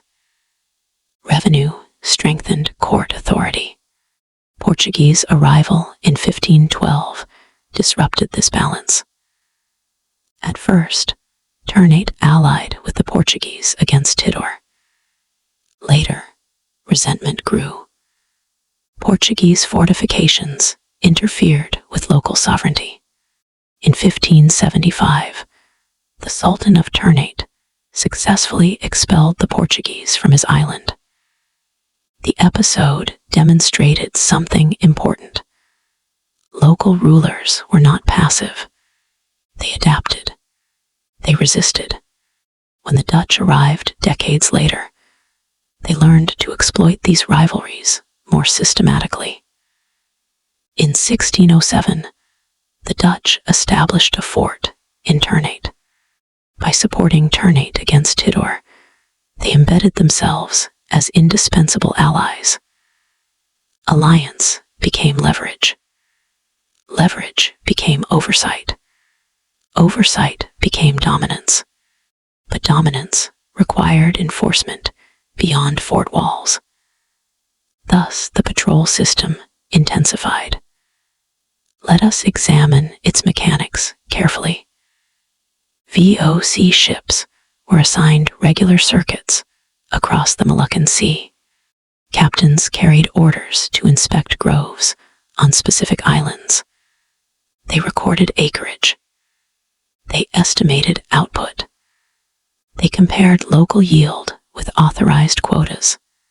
If unauthorized trees were found, orders required immediate destruction. This was not sporadic action. It was scheduled discipline. The practice of extirpation became routine. Company documents describe organized campaigns to eliminate clove trees outside designated zones. In 1652, and again in later decades, Dutch forces destroyed groves in Ambonese and surrounding islands to prevent surplus supply. Farmers were sometimes compensated minimally, often not. The smell of burning clove wood became part of imperial management. Let us slow into one such campaign. A Dutch officer stands with a small contingent of soldiers. Local chiefs watch uneasily. Orders are read aloud. Unauthorized clove trees must be cut. Axes swing. Young trees fall first. Older trees follow. Branches are piled, set alight. Smoke rises above the canopy. The scent is thick, sharp, sweet, and bitter at once. The goal is not punishment for rebellion. It is price stabilization. And here, the contrast with Malabar sharpens again. Pepper's diffusion prevented full extirpation. Cloves' concentration invited it. Now consider the social consequences. Farmers whose trees were destroyed lost income. Dependence on company-approved districts increased. Migration toward authorized islands intensified. Population distribution shifted subtly. The Dutch did not eliminate entire societies as in Banda, but they reshaped economic geography. Clove cultivation narrowed. Smuggling became dangerous, but persistent. Seeds occasionally slipped through control. It takes only a few seedlings to alter future markets. This vulnerability would eventually undermine monopoly. But in the 17th century, the patrol system was effective. European clove supply remained limited. Prices remained high. Investors remained confident. Now let us step briefly into Amsterdam. A clove auction in 1685. Merchants gather. Company officials announce lot quantities. Bidders calculate. Shipping risk is factored in. If harvest reports from Ternate are lower this year, prices rise gently. If patrols have successfully reduced unauthorized groves, confidence strengthens. The violence is distant. The profit is immediate. Let us reinforce the structural theme again. Banda showed elimination. Malabar showed negotiation. Sri Lanka showed bureaucratic labor control. Moluccas show surveillance, inspection, agricultural policing. Each region required distinct technique. The company adapted its methods to geography and society. This adaptability is what allowed spice monopolies to endure for decades. Now the limits begin to appear. By the 18th century, European rivals seek botanical escape. The French, under Pierre Poivre, successfully smuggle clove and nutmeg seedlings. Transplantation begins in Mauritius and other colonies. Once cloves grow elsewhere, extirpation loses power. Scarcity fractures. The spice that required constant patrol now spreads quietly. Geography expands. Monopoly weakens. This pattern is critical. All spice monopolies depended on geographic containment. Once that containment broke, control eroded. Let us slow once more. Evening settles over Ternate. The volcano looms above the harbor. Clove trees rustle lightly. A farmer tends authorized groves carefully. He knows patrol ships may arrive. He knows seedlings must not be hidden. But rumors travel. Seeds have reached foreign soil. Scarcity may not last forever. This is Sleep Code Historian. Calm history for sleep, focus, and long nights. Indonesia under spice monopolies teaches us the mechanics of enforced scarcity. Not only violence, but inspection, scheduling, geographic restriction. It is a form of agricultural governance designed to shape global markets. As we prepare to widen the narrative again, notice the arc. We began with small islands. We moved to long coasts. We narrowed to bureaucratic forests. We sharpened to surveillance and patrol. Now we expand. Beyond European monopolies. Beyond island containment. Toward vast redistribution networks. Toward China, where spices are absorbed into a larger system, not easily monopolized. Take a slow breath. The patrol ships fade into the horizon. The sea grows wider. Ahead, immense markets wait. Chapter 5. China's role in spice redistribution. Before Europeans attempted to monopolize cloves. Before patrol ships circled Ternate. Before extirpation campaigns narrowed geography. China was already connected to the spice routes, not as conqueror, not as monopolist, but as absorber, as redistributor, as stabilizer. Let us begin in the early 15th century, the Ming Dynasty. The Yongle Emperor reigns from 1402 to 1424. He seeks legitimacy, prestige, and tribute recognition. Between 1405 and 1433, 7 grand maritime expeditions depart from China's southeastern ports. They are commanded by Admiral Zhang He. Massive treasure fleets, hundreds of ships, thousands of sailors. These expeditions sail through Southeast Asia, across the Indian Ocean, to Sri Lanka, to Calicut, even to East Africa. Unlike European voyages a century later, these missions are not commercial monopolies. They are diplomatic demonstrations. Tribute is exchanged. Exotic goods collected. Spices included. Cloves, pepper, cinnamon. But the Ming state does not attempt exclusive production control.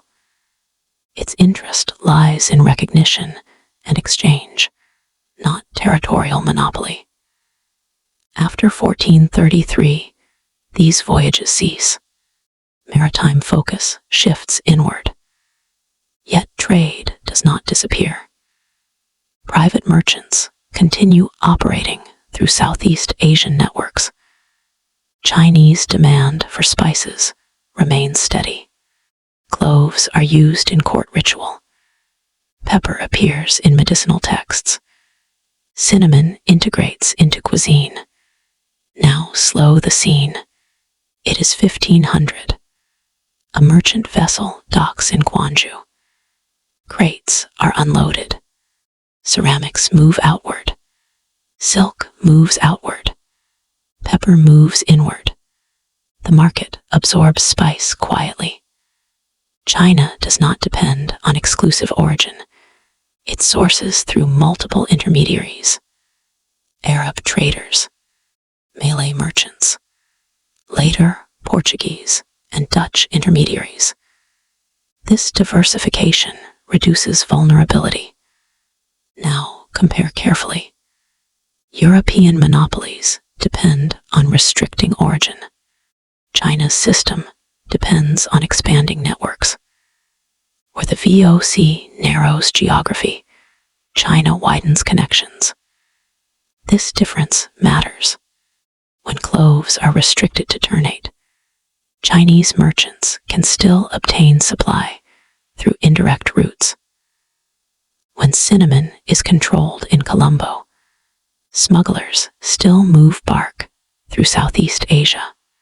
China becomes redistribution hub, not final monopolist, but stabilizing node. Let us move forward to the 16th century. In 1517, Portuguese envoys reach China's coast. By mid-century, Macau becomes Portuguese enclave. Through Macau, silver from the Americas flows into China. In exchange, Chinese goods flow outward. Spices become part of this exchange web, not central, but integrated. Silver from Spanish Americas enters Manila. From Manila to Fujian. From Fujian outward through domestic markets. The spice trade intersects this silver flow. Global circuits interlock. Unlike Banda, where elimination secures monopoly, China's scale prevents such simplification. Its population is vast, its markets deep, its consumption broad. European companies cannot dominate Chinese spice intake directly. They negotiate, they participate, they adapt.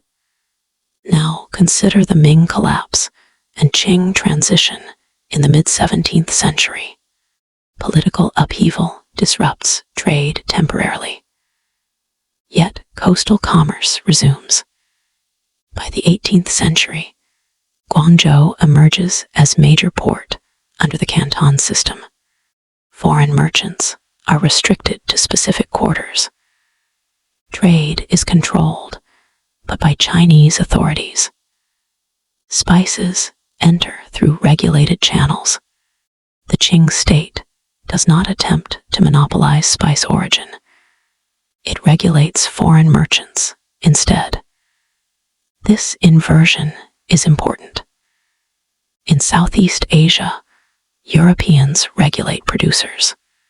In China, the state regulates foreign traders. Scarcity management shifts orientation.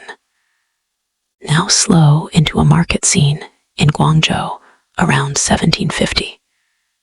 Lanterns glow softly. Merchants display goods. Tea bricks stacked neatly. Porcelain bowls arranged carefully. Bundles of cinnamon and cloves rest in woven baskets. The scent mingles with incense. A trader examines pepper grains, weighs them in a brass scale, calculates price against silver weight. Unlike Amsterdam auctions driven by controlled scarcity, this market is fluid. multiple suppliers, multiple intermediaries. Competition moderates price. China does not require clove extirpation. It requires stable inflow. The difference is philosophical. European companies see spices as instruments of concentrated profit. China sees them as commodities within broader commercial ecosystem. Now reflect gently. The Ming fleets once projected power outward. Later dynasties turned inward. Yet trade continued through merchant networks. Spices flowed without single corporate choke point. This diffusion weakens European monopoly over time, because once spices circulate through multi-node networks, containment fractures. Take a slow breath. The harbor quiets at dusk. Junks rock gently beside European vessels. The scent of spice drifts faintly through night air. This is sleep code historian. Calm history for sleep, focus, and long nights. China's role in spice redistribution teaches us scale. Scale dilutes monopoly. Scale absorbs shock. Scale stabilizes markets. As we move forward, we will examine Japan's controlled access. A different model again. Isolation not through scarcity enforcement at origin, but through entry restriction at border. Let the market quiet. Lantern light softens. The harbor rests. Breath slowly, let the soft wave of my voice carry you to sleep haven. By the 16th century, the spice trade was no longer a simple exchange between Southeast Asia and Europe. It had become triangular. Spices moved west. Silver moved east. Textiles, ceramics, and tea moved outward again. The discovery of vast silver deposits in Potosi in the mid-16th century changed global circulation. Spanish galleons carried silver from the Americas to Manila. From Manila, silver flowed into China, where demand for bullion was high under the Ming monetary system. This silver flow intersected the spice trade indirectly. European merchants used silver to purchase spices in Southeast Asia. Some of that silver eventually entered Chinese markets. The system interlocked. Unlike European monopoly logic, China's economic scale absorbed spices as one commodity among many. Let us slow this carefully. In a Fujian marketplace around 1600, a merchant handles multiple goods: pepper from Malabar, cloves from Ternate, cinnamon from Ceylon, porcelain from Jingdezhen, silk from inland provinces. He calculates not exclusivity, but substitution. If clove supply tightens this year, pepper remains available. If cinnamon price rises, local herbs substitute partially. This flexibility stabilizes consumption. Scarcity in one region does not collapse demand entirely. It shifts it. European monopolies depend on limiting substitution. China's market scale reduces its impact. Now move forward to the early Qing period. The 17th century is turbulent. The Ming fall in 1644. The Qing consolidate rule gradually. Coastal trade is temporarily restricted under the Heijin policies. Yet smuggling continues. Private merchants maintain networks across Southeast Asia. When restrictions ease, commerce resumes with renewed intensity. By the 18th century, Guangzhou becomes focal point under the Canton system. Foreign merchants, Dutch, English, French, are confined to specific trading quarters. The Kohong merchants mediate exchange. This is controlled access, but control flows inward. The Chinese state regulates foreign participation rather than monopolizing production abroad. Spices enter through regulated channels. They disperse inland via established distribution networks. River transport carries goods northward. Overland caravans extend reach. China does not need to patrol clove trees. It needs to regulate port entry. The difference is fundamental. In Southeast Asia, control begins at soil. In China, control begins at gate. Let us slow into a specific image. It is 1765. Inside a warehouse near the Pearl River, bundles of pepper are stacked beside crates of tea. Clove baskets sit near porcelain jars. A Kohong merchant reviews invoices. Foreign traders wait outside restricted boundaries. Negotiation unfolds through interpreters. Silver is weighed, contracts signed. Spice becomes one-line item in broader exchange. Not singular, not dominant, integrated. Now breathe slowly.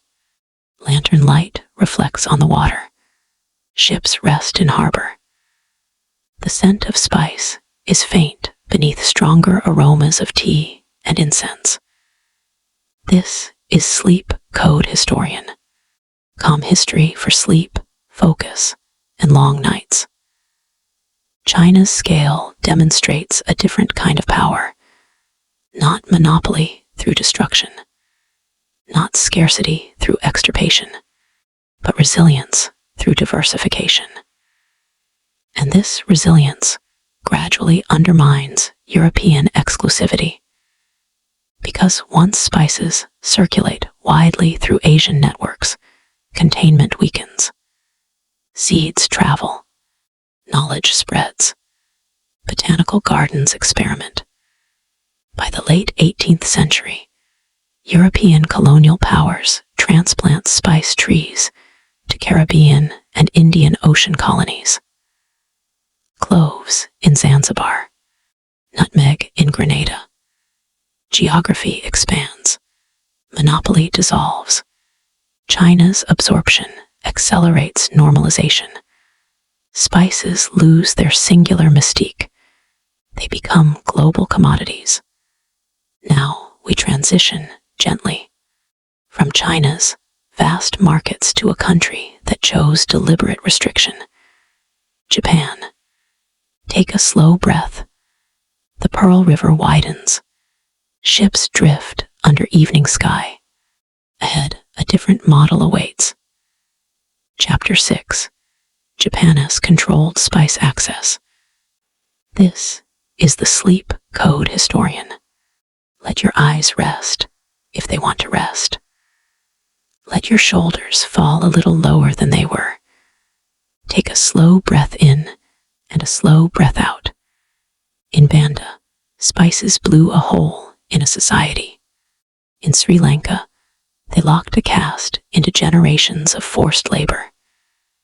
In the Moluccas, they reshaped forests and coastlines. Japan chose a different path.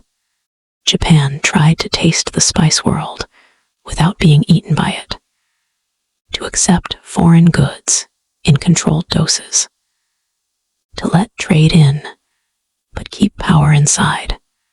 This chapter is about Tokugawa Japan, from 1603 to 1868, and the way the shogunate built a system that was both political and physical.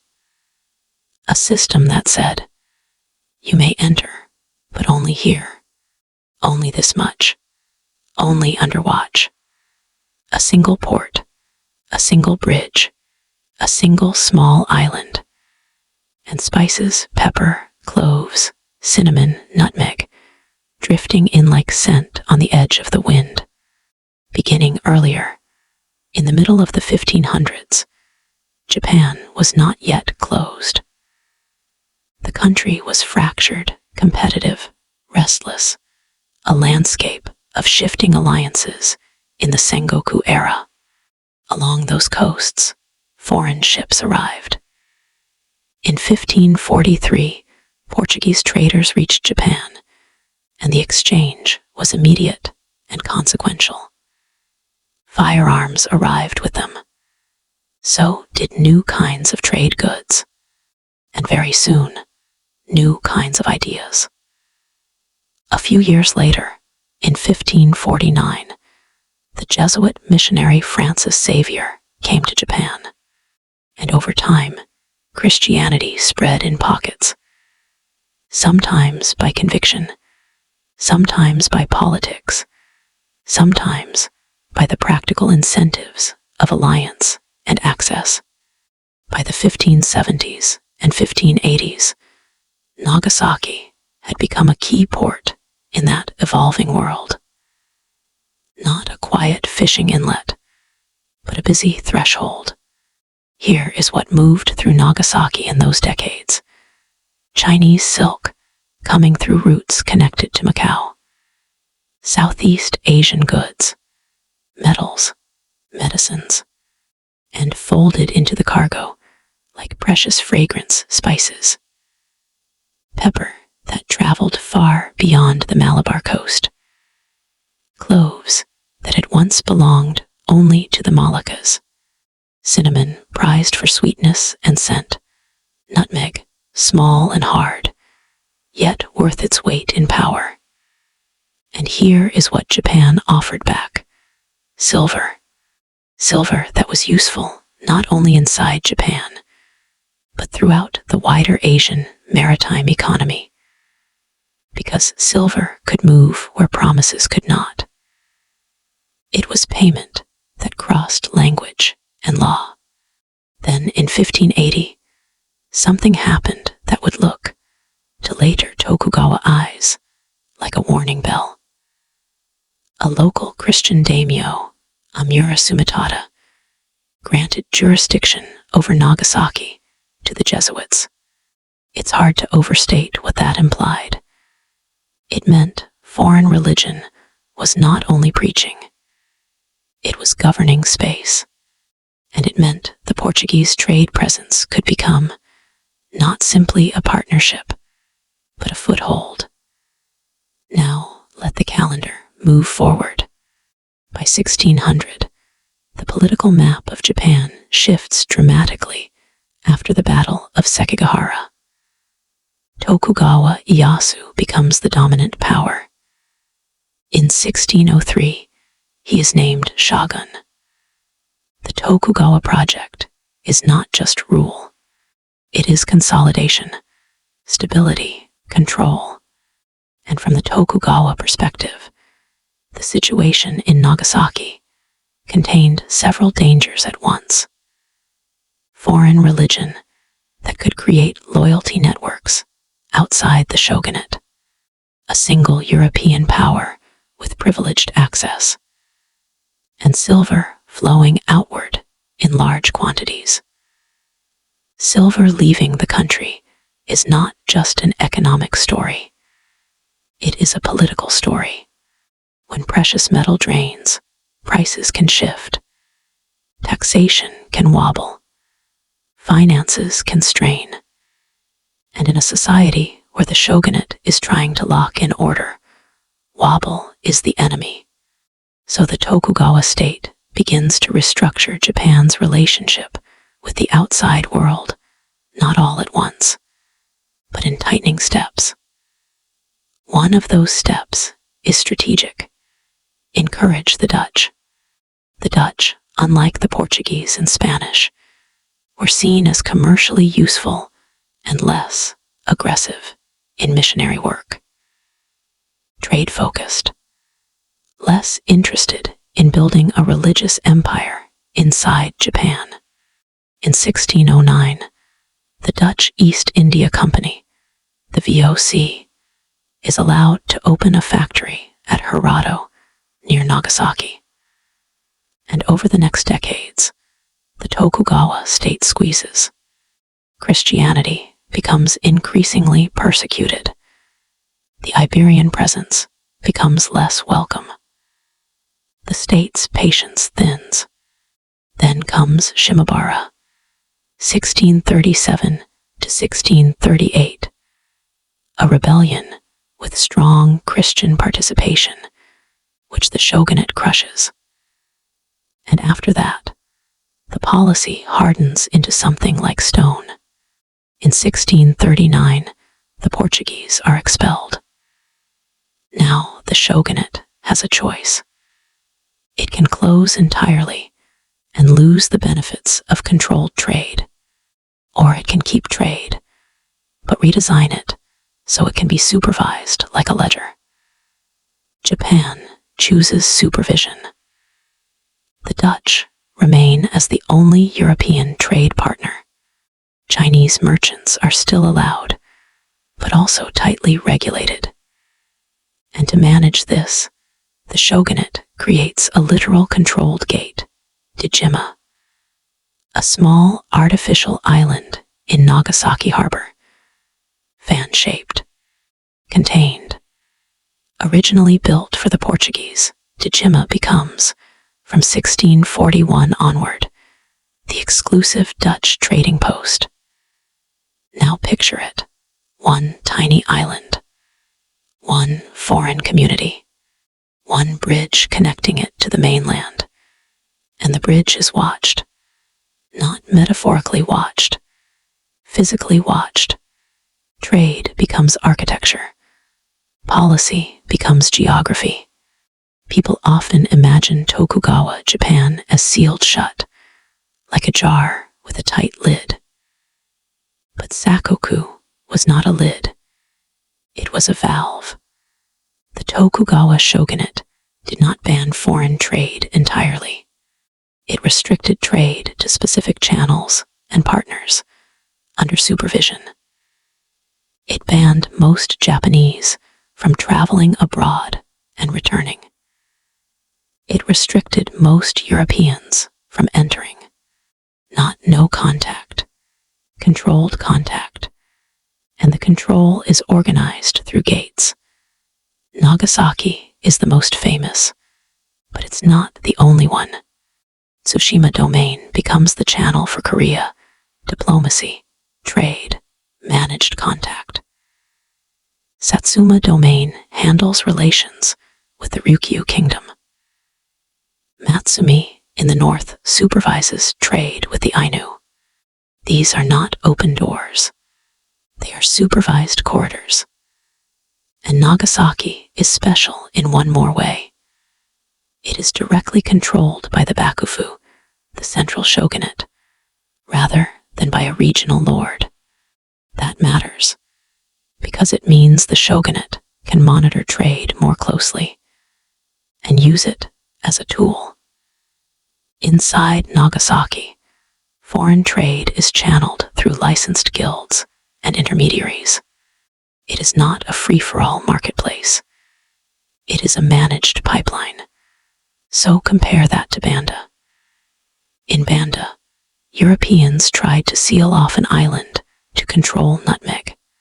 In Ambon and Maluku, they tried to control clove trees by destroying competing growth. Japan does something inverted.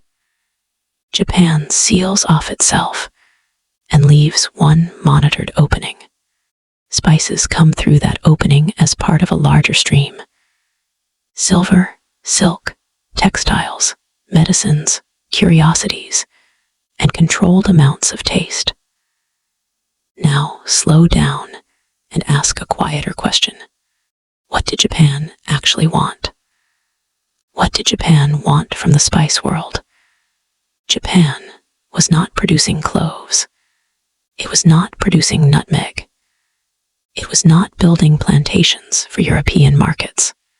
But Japan mattered deeply to the spice system anyway.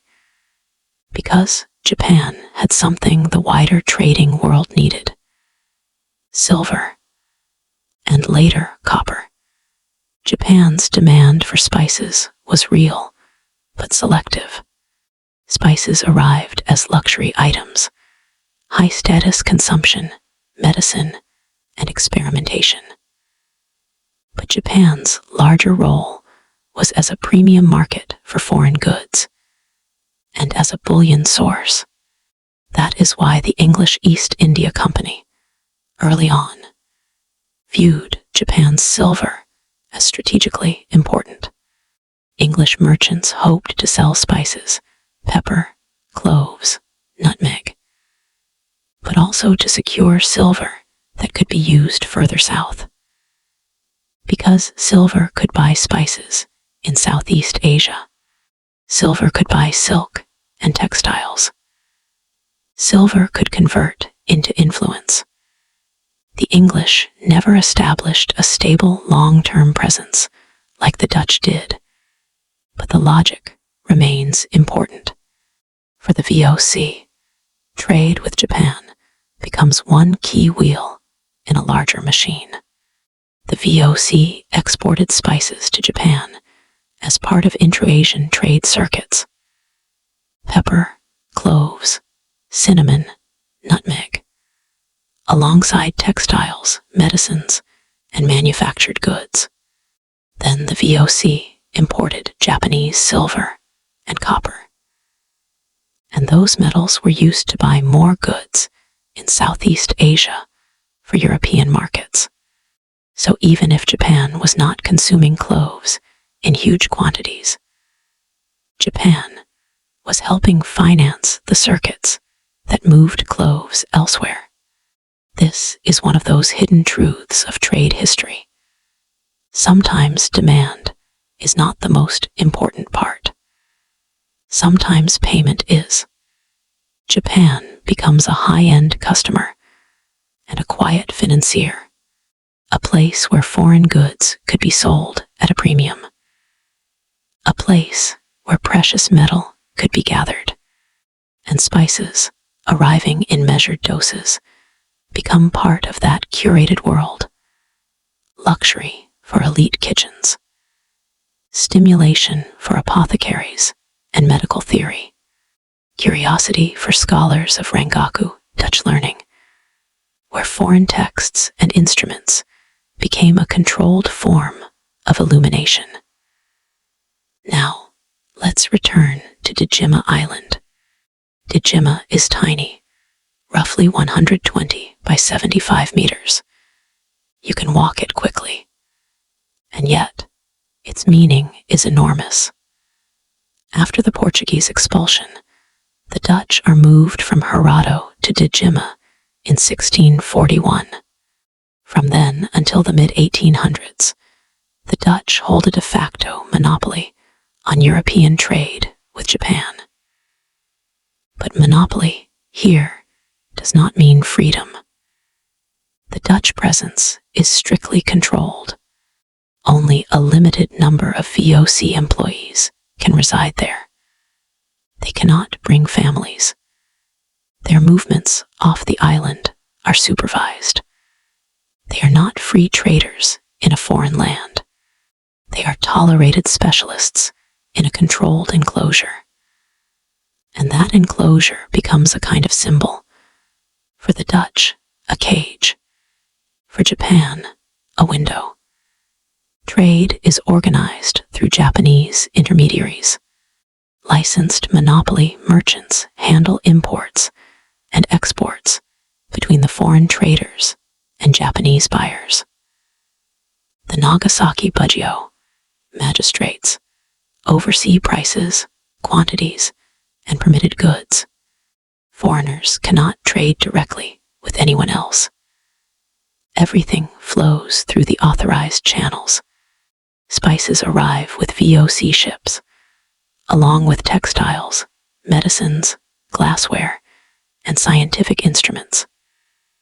But even spice quantities are shaped by policy. In 1715, the shogunate tightens further. Quotas on Dutch and Chinese ships that can call at Nagasaki. Restrictions designed to manage bullion outflows and dependency. Later, in the early 1700s, copper exports are restricted as well. And the result is what you would expect: fewer ships, less volume, a narrower valve, but still a valve, controlled access in action, foreign goods allowed in, but only in carefully measured doses, through designated channels, subject to the shogunate's fiscal and political priorities. Now let's step away from the water, into merchants and monopolies inside Japan. The Tokugawa society ranks merchants low, beneath samurai, peasants, and artisans. But economic reality doesn't always obey ideology. The Tokugawa period sees commercial crops expand, transport improve, and cities grow. Edo becomes immense. Osaka becomes a commercial heartbeat. Merchants rise in influence.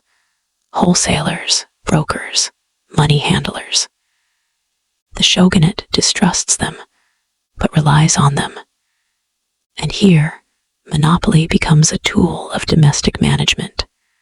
Merchant guilds, kabanakama, sometimes receive special privileges, monopolies, licenses, in exchange for fees and cooperation. The shogunate uses them to stabilize supply, manage prices, and secure revenue. In Nagasaki, this structure becomes even more explicit. State-supported monopoly merchants control foreign trade. They handle the import and distribution of foreign goods, including spices, under supervision. Domestically, spices remain largely luxury for higher status households, for elite cuisine and medicine, for curiosity, especially among those interested in Rangaku, who see foreign science as a controlled form of knowledge. And by channeling spice imports through controlled guild structures, the shogunate ensures the profit margins remain in predictable hands. The social signal stays elite. The drain on silver and copper stays monitored. In a quiet irony, Tokugawa Japan uses monopolies internally in a way that echoes the VOC's external monopolies. But the violence differs. The VOC often uses overseas massacre, forced labor, tree destruction. Tokugawa Japan relies on law, hierarchy, surveillance, and punishments applied within its own borders. And where there is tight control, there is leakage. Imagine the night water of Nagasaki Harbor, a small boat moving carefully, a bundle passed from hand to hand. Smuggling thrives when official channels are constrained. Officially, monopoly merchants control trade with Dutch and Chinese merchants. Unofficially, subcontractors, smugglers, and side deals grow around the edges. When domestic prices exceed official prices, the incentive intensifies. Smuggled items could include textiles, metals, medicines, and likely spices as well. This mirrors patterns you've already seen in other parts of the series. Ming restrictions push commerce into contraband. Tokugawa restrictions generate an informal underside. The shogunate responds periodically with investigations and punishment, and sometimes with adjustments to quotas or permitted cargoes. But the basic structure holds. Foreign trade remains a side channel. Spices remain present, but never dominant in the Japanese economy, the way they become dominant in Dutch financial culture or Portuguese imperial strategy. Now, let's step back again, just for a moment. What does Japan's controlled spice access tell us about flavor, violence, and monopoly power? First, selective integration. Japan refuses to become a spice plantation. It becomes a selective consumer and financier. Second, state-centered gatekeeping. The Bakufu turns foreign trade into a supervised system of gates. Third, monopoly as internal discipline, where the VOC squeezes producers abroad. Tokugawa monopolies discipline markets at home.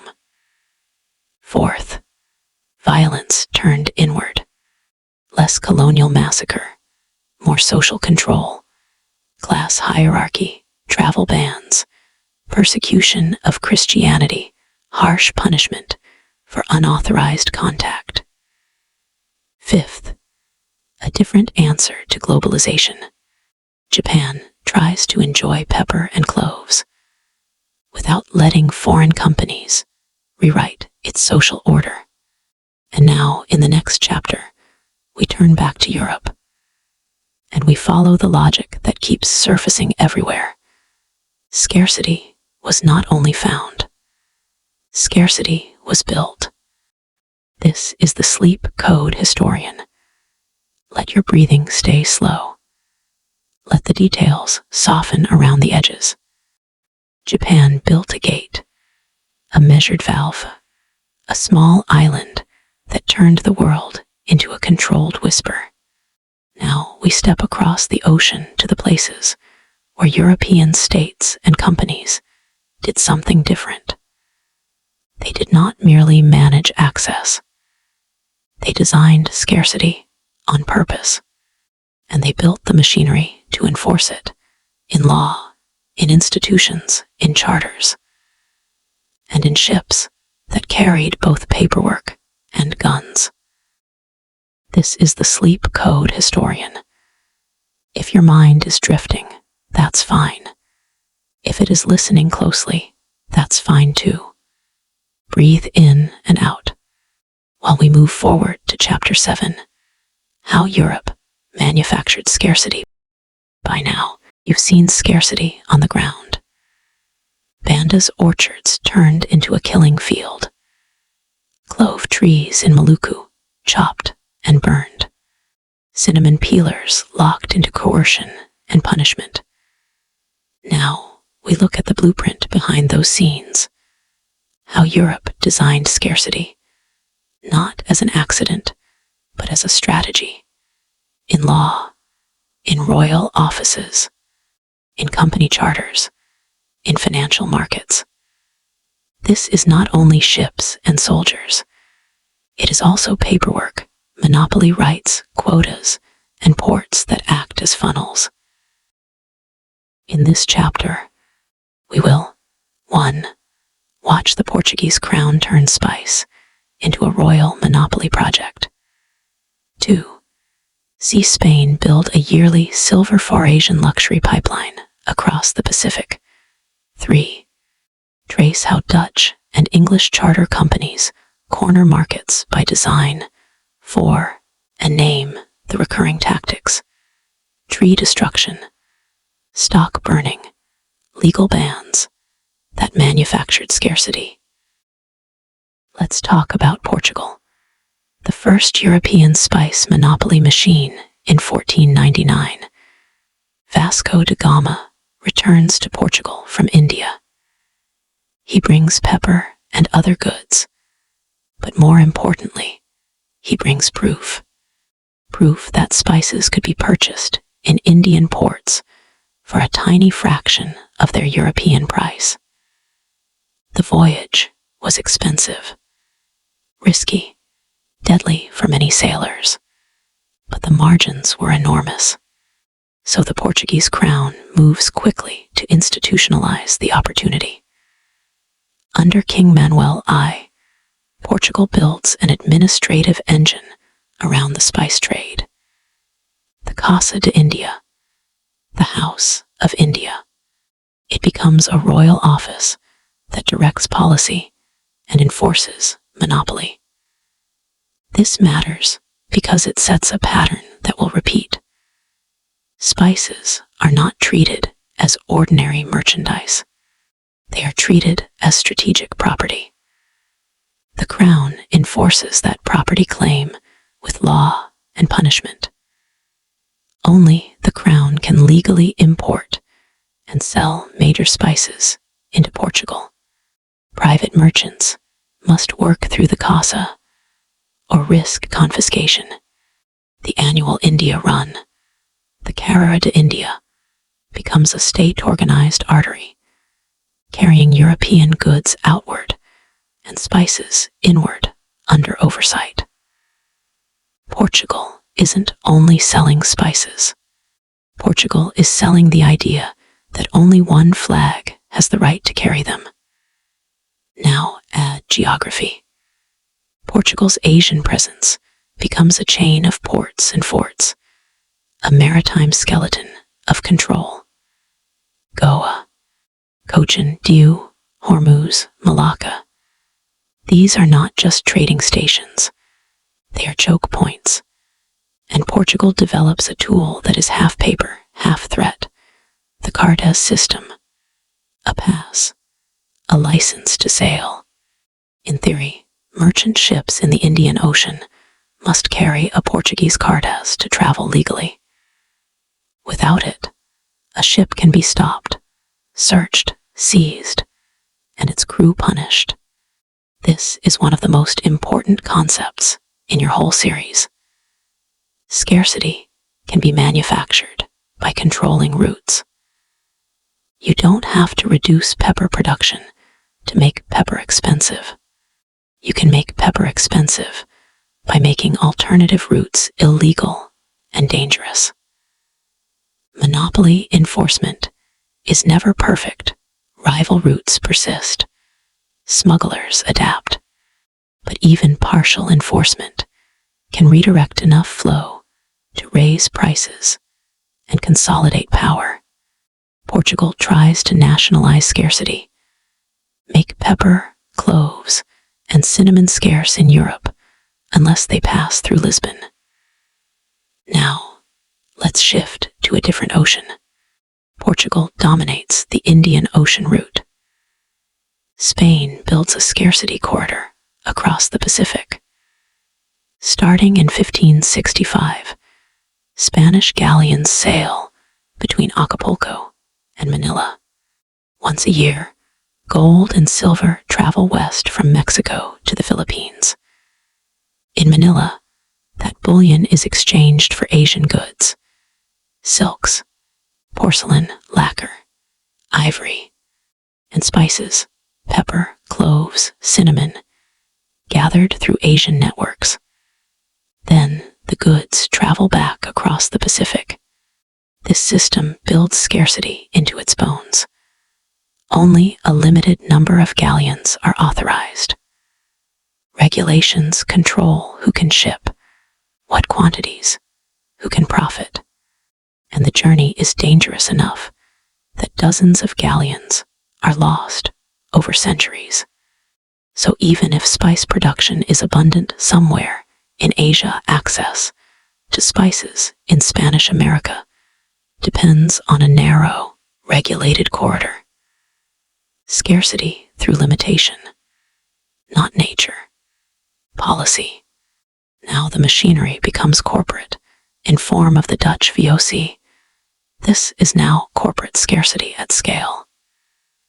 In 1602, the Dutch East India Company, the VOC, is founded. It combines two ideas: a joint stock corporation that can raise massive capital, and a state-backed monopoly charter that grants quasi-sovereign powers.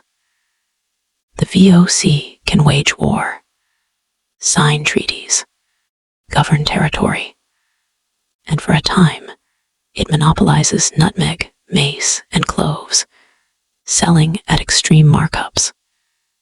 The important shift here is psychological. In Investors do not want a free market in spices. They want predictable high margins.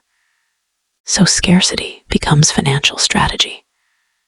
The VOC uses tools you've already seen: territorial control, forts, alliances, coercion, tree destruction, limiting competing production, legal bans, restricting private trade, even among Dutch competitors, stock management, hoarding, strategic release, and sometimes destruction of surplus to sustain high prices. Scarcity becomes something you can design, maintain, and monetize. England follows the same logic. The English East India Company is founded in 1600, initially hoping to share in the spice trade, but the VOC outcompetes it in the Spice Islands, forcing the English to pivot toward India over time. Still, the EIC's charter grants monopoly rights, exclusive English trade in certain regions, and powers that mirror the VOC. France builds similar structures with its own chartered companies. And here's the part that matters for your theme. This is not only Europe controlling Asia. It is European states and corporations also controlling their own merchants, suppressing competition at home to create monopoly abroad. Now, let's name the tactics clearly, in calm language. Across Portuguese, Spanish, Dutch, and English systems, scarcity is manufactured through recurring methods. Route control. Limit who can sail where, enforce it with naval power, and redirect flows through monopoly ports. Legal exclusivity. Declare spices crown or company monopolies. Criminalize unauthorized trade. Production control. Force growers to sell to a monopoly buyer. Destroy trees outside controlled zones. Use coerced labor to maintain predictable output. Stock management. Hoard, restrict release. Sometimes destroy surplus to prevent price drops. Information control. Guard maps, trade knowledge, winds and routes, and sometimes spread myths that obscure origins. The conclusion is simple. Scarcity was not merely found. It was engineered. Once scarcity exists, it becomes leverage. Spices become bargaining chips in diplomacy. Local rulers may offer spice lands in exchange for military aid. European firms may reward allies with access and punish enemies by withholding it. At first, this can function in a multi-centered world where many powers hold some leverage. But over time, centralizing monopolies turn that multi-centered balance into one-sided pressure. Control of spices becomes control of terms. So, when did the spice magic begin to fade? By the 1800s, the spice age loses its monopoly grip. For centuries, spices seemed almost enchanted. Nutmeg small as a thumb joint, yet worth ships, wars, and cities. Cloves no larger than a fingernail, yet guarded by fortresses and cannon fire. Cinnamon thin as bark, yet weighed against gold.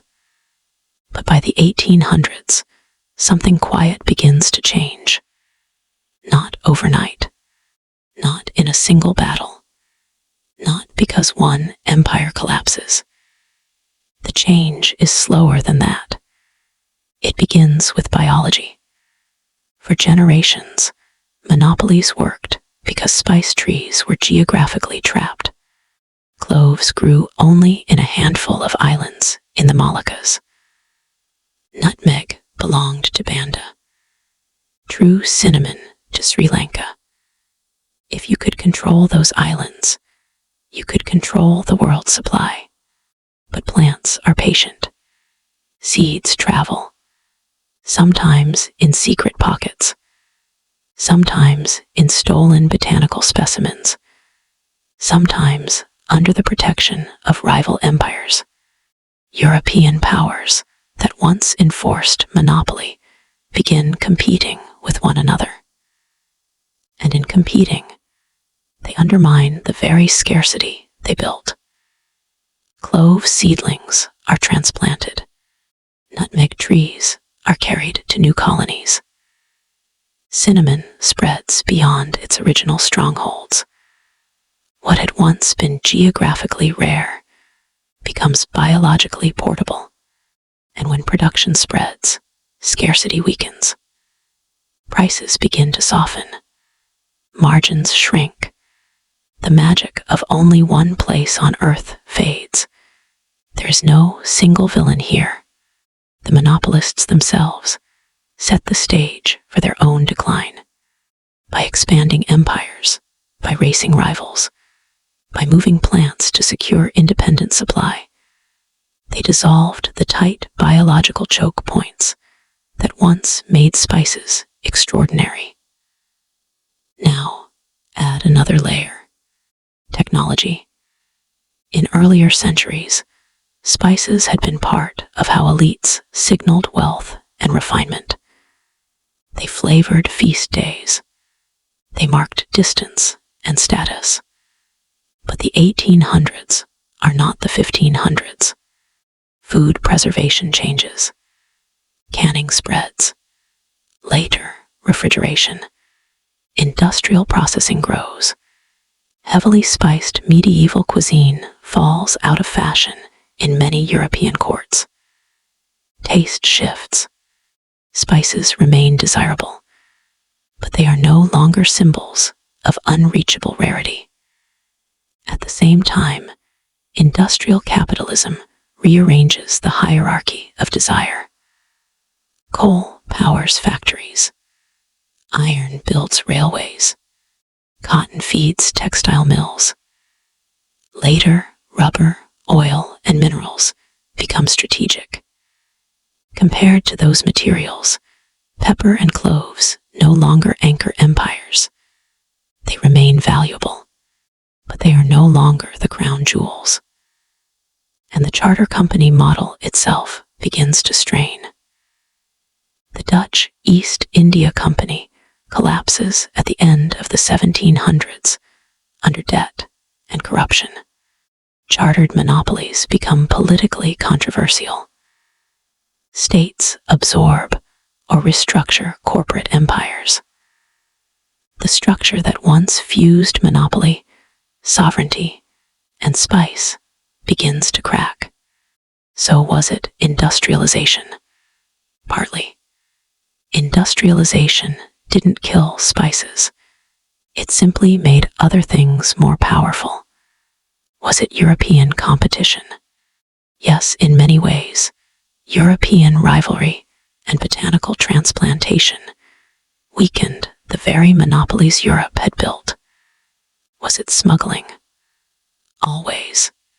Smugglers, local traders, and alternative routes eroded scarcity long before official policies changed.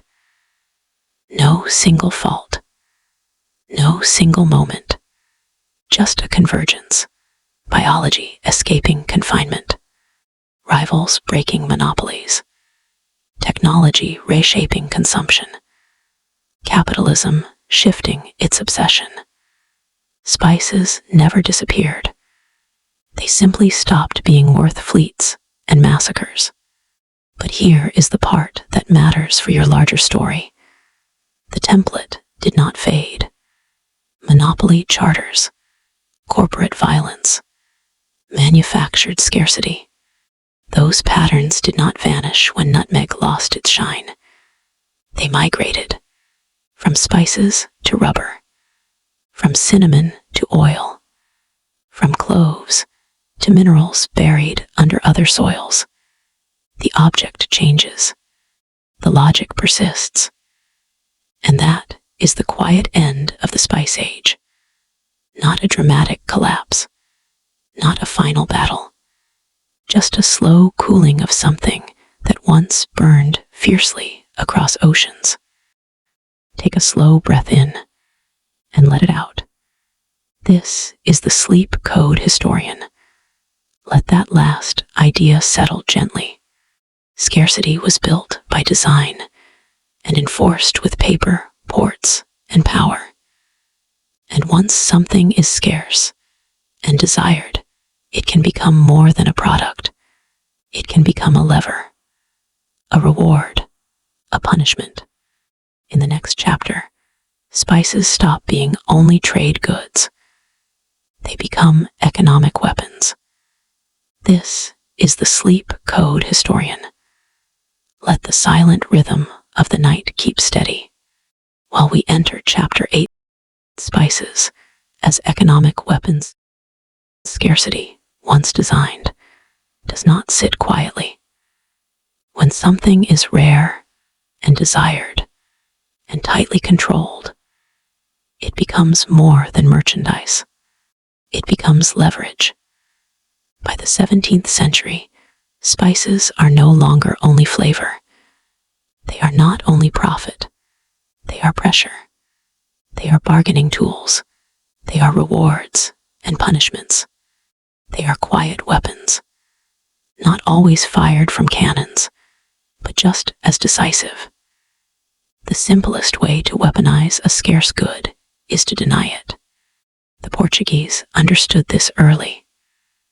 Once they established forts along the Malabar coast and seized strategic ports like Goa and Malacca, they did not simply sell spices. They controlled who could buy them. The Cardas system, the sailing pass, was not only bureaucratic paperwork. It was conditional access. If a merchant sailed without Portuguese authorization, their ship could be stopped, their cargo confiscated, their crew imprisoned, sometimes executed. Now imagine being a coastal ruler whose elite households depended on pepper for diplomatic gifts and ceremonial feasts. Imagine merchants whose fortunes rested on long-distance spice trade. If Portugal blocked your access, your prestige weakened, your income fell, your rivals gained advantage. Scarcity turns into sanction. The same pattern repeats under the VOC. The Dutch did not simply monopolize nutmeg and cloves. They decided who could trade in them.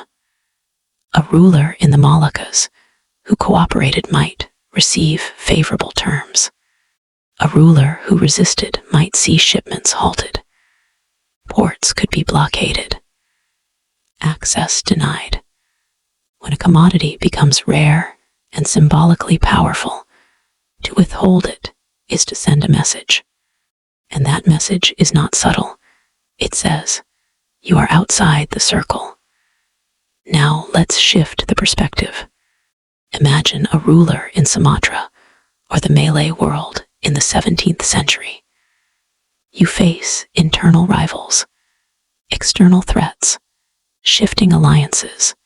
European ships arrive.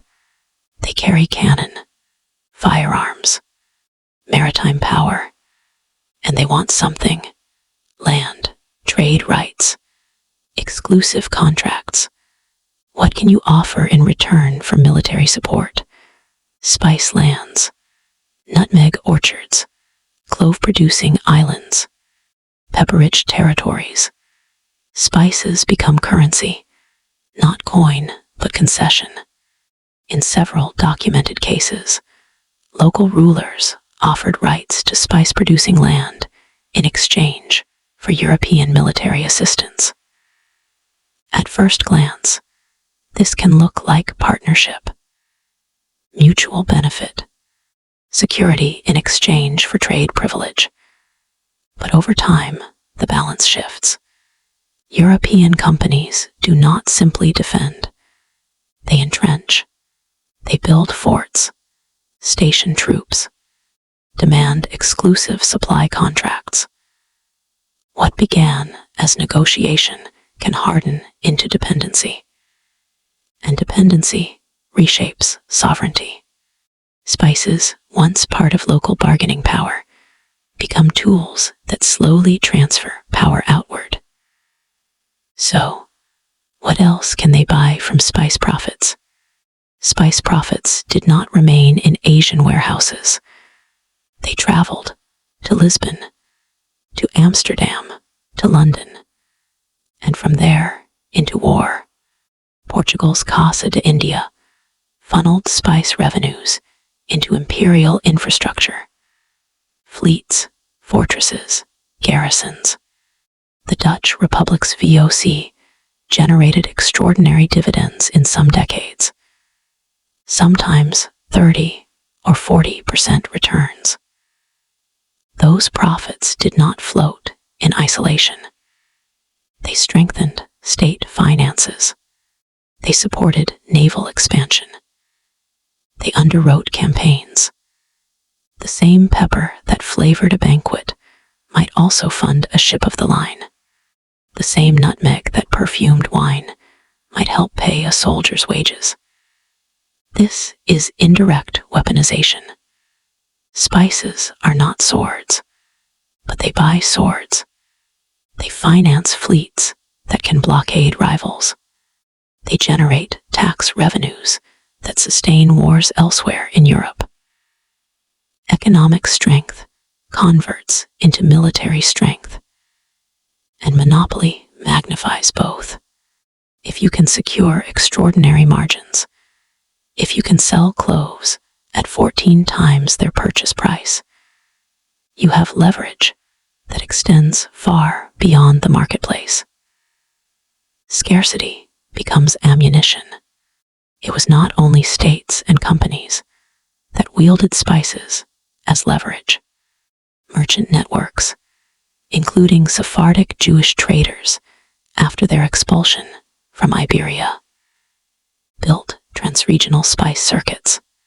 Families like the Mendes operated in Antwerp, linking routes from India and the Ottoman world to Northern Europe.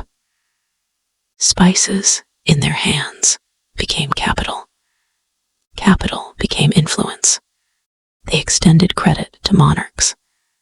They negotiated protections. They funded communal institutions. For minority communities, spice trade could mean survival.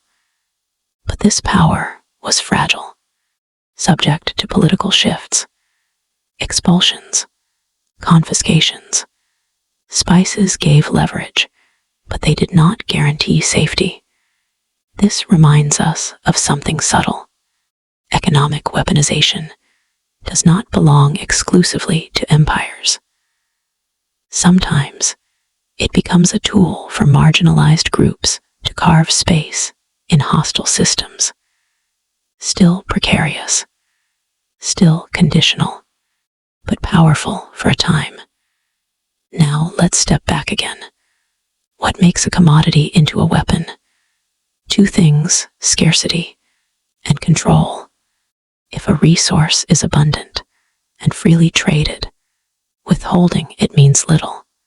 But if supply is concentrated, if routes are restricted, if access is legally and militarily enforced, then denial becomes pressure.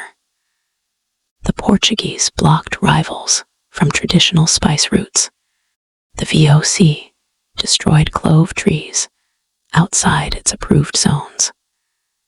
Spanish galleon quotas limited annual Asian imports. English and Dutch charter companies barred their own domestic competitors from entering Asian trade. This is not random brutality. It is structured pressure. Reward allies with access. Punish enemies by withholding. Increase supply for friends. Reduce it for rivals. The logic should feel familiar, because it never disappeared. Today, states restrict access to oil gas, rare earth elements, grain exports. Supply chains become leverage. Ports become bargaining tools. Sanctions mirror Cartas systems. Embargoes echo spice monopolies. Spices were among the first globally traded goods to operate under this strategic logic at scale. They were early case studies in economic warfare. So what exactly scarcity and status gave them? Another layer, psychological weaponry. Spices were not only profitable, they were symbolic. Elite households in Europe relied on spices to display wealth. Court cuisine signaled connection to distant worlds. To deny access to spices was not merely to deny taste. It was to undermine prestige. Imagine a noble court that cannot obtain cinnamon for feast days. A merchant city cut off from pepper imports. Status dims. Symbolic power weakens. Scarcity, therefore, operates psychologically. It creates anxiety. It creates urgency. It reinforces hierarchy. The more exclusive the good, the more devastating its absence. And monopolists understand that. They do not only sell spice. They sell reassurance. They sell inclusion. They sell the right to remain in the circle of privilege. Early Indian Ocean trade was multi-centered. Arab, Persian, Indian, Southeast Asian, and Chinese merchants interacted across flexible networks. Spices moved through layered systems of exchange. But as European monopolies hardened, the balance shifted. Instead of many overlapping networks, centralized corporate power attempted to channel trade through narrow pipelines. That centralization increased the potency of economic weapons. When control rests in many hands, denial is difficult. When control rests in one dominant institution, denial becomes easier. The move from polycentric trade to centralized monopoly magnified the weaponization potential. Not all economic weaponry is directed outward. Sometimes scarcity disciplines domestic populations. Chartered monopolies barred their own countrymen from participating in Asian trade.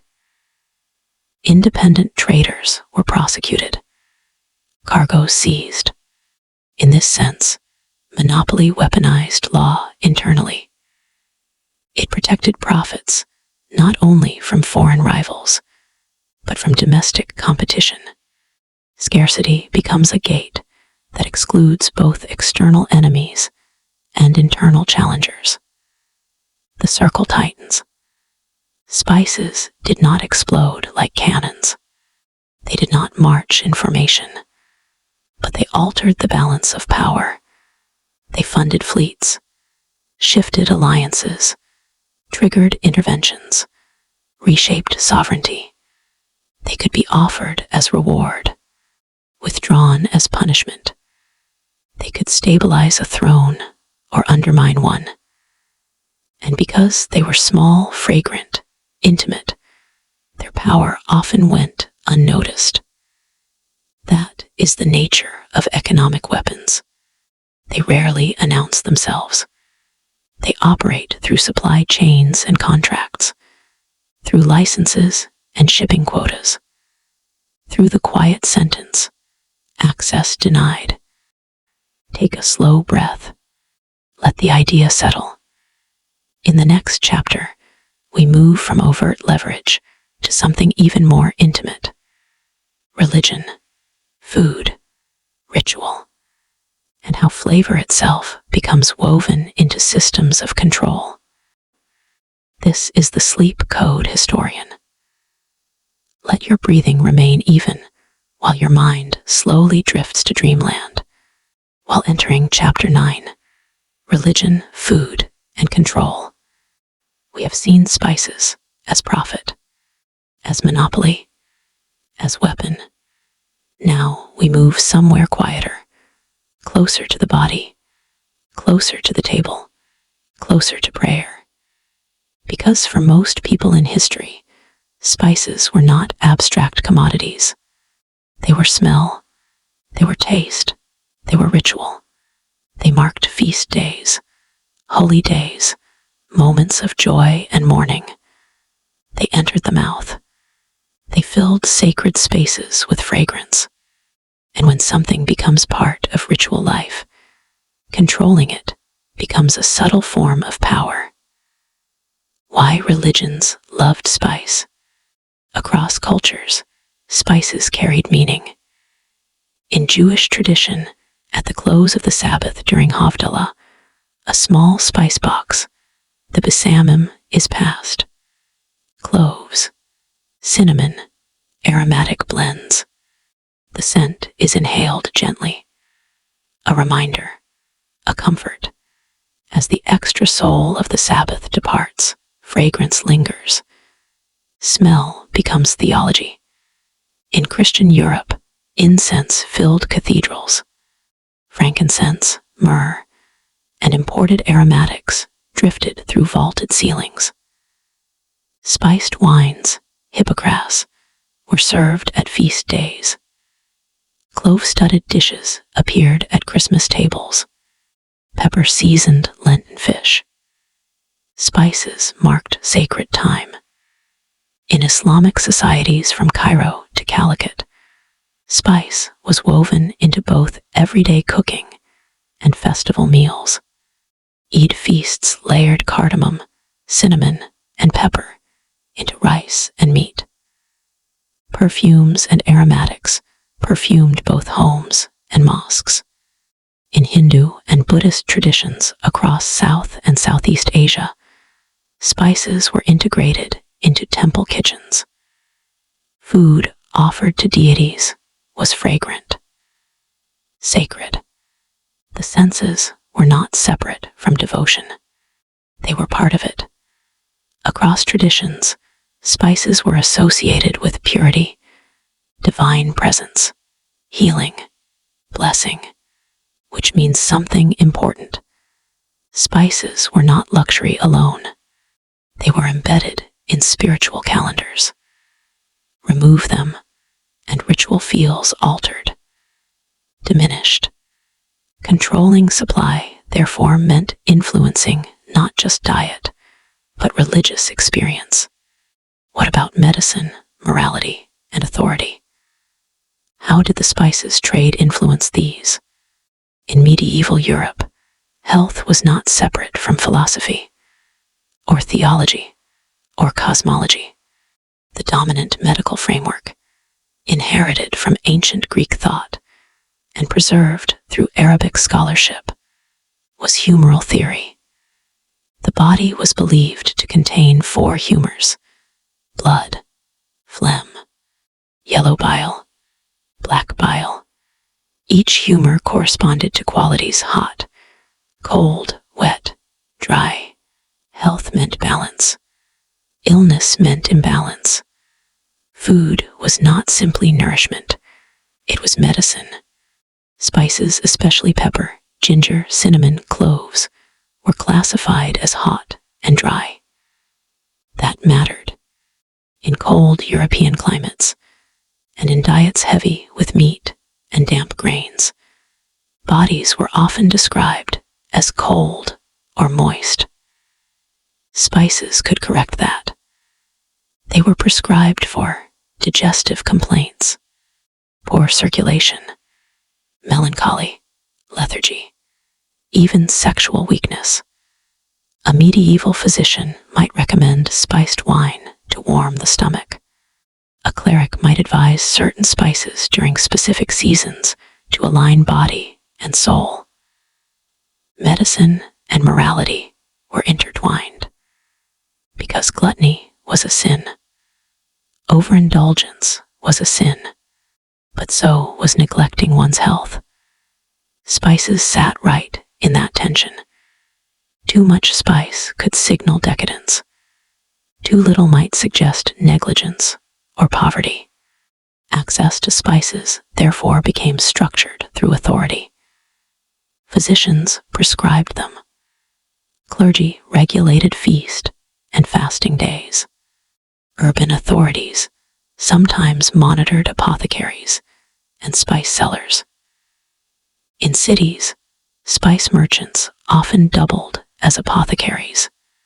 The same stall selling cinnamon and pepper might also sell medicinal compounds.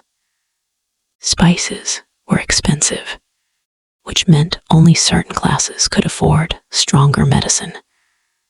If pepper is therapeutic, who deserves it?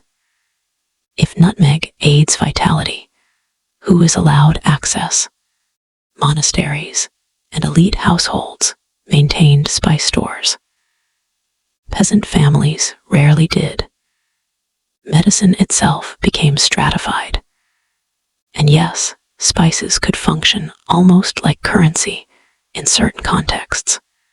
Because they were compact, durable, and high value, spices were sometimes used as part of dowries, as gifts to physicians or officials, as diplomatic offerings, as payment in kind in regions where coin was scarce. They were not the primary currency of daily transactions. Silver and gold dominated formal economies, but spices were acceptable stores of value, portable wealth. A pouch of pepper could travel easily. In some Mediterranean and Near Eastern markets, spices were even pledged as collateral in credit arrangements. Now, regarding morality more directly, did spices connect to immoral uses?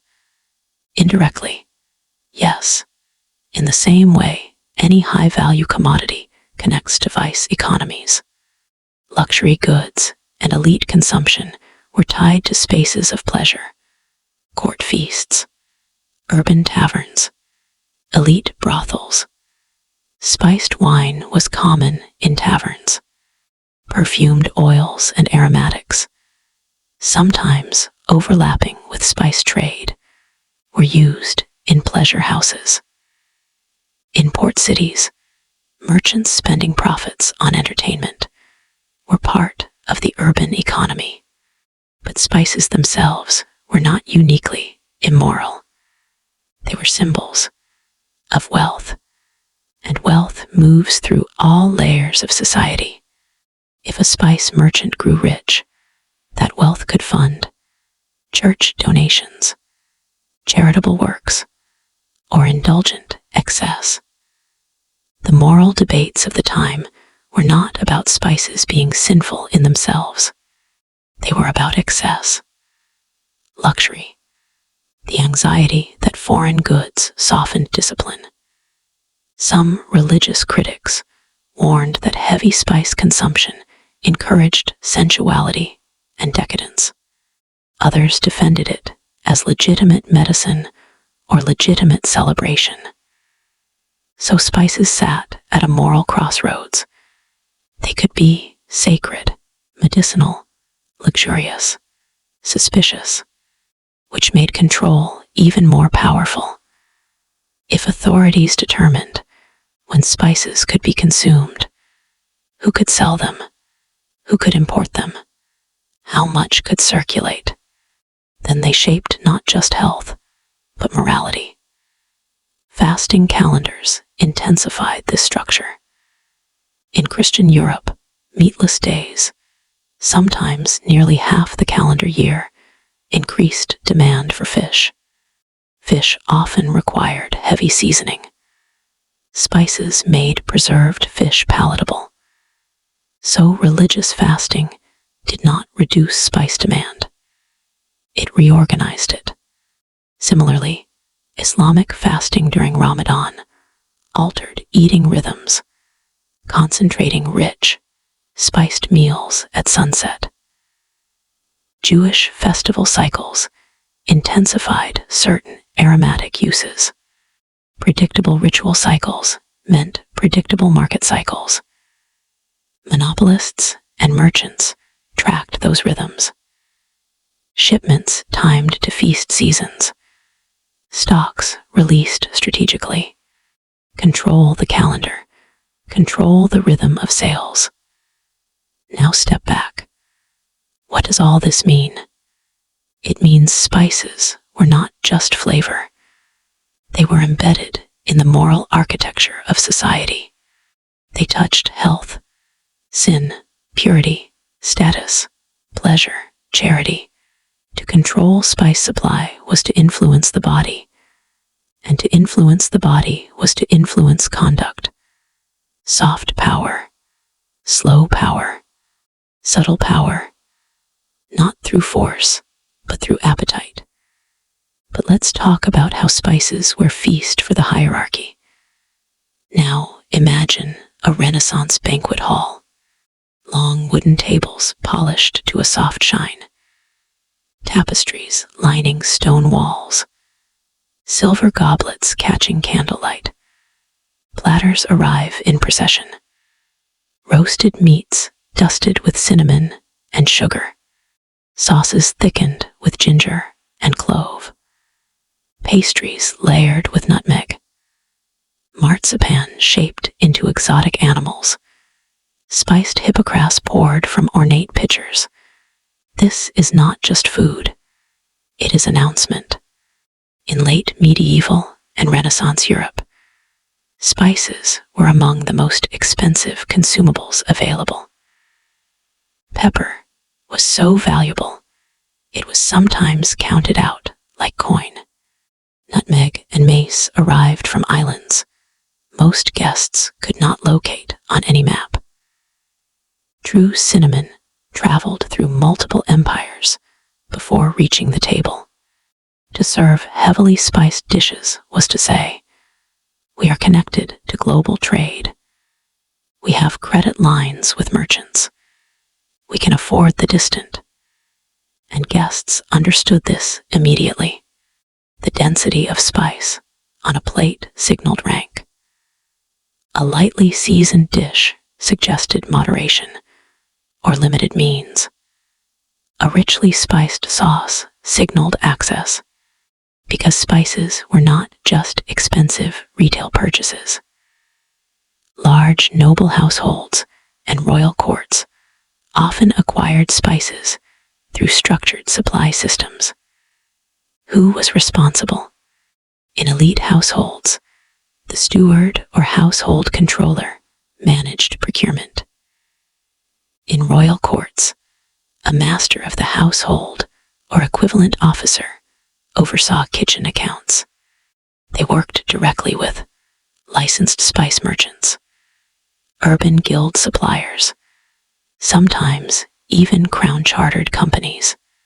Spices for large banquets were often purchased wholesale or at negotiated rates, especially if the host had long-standing merchant relationships. But wholesale did not mean cheap.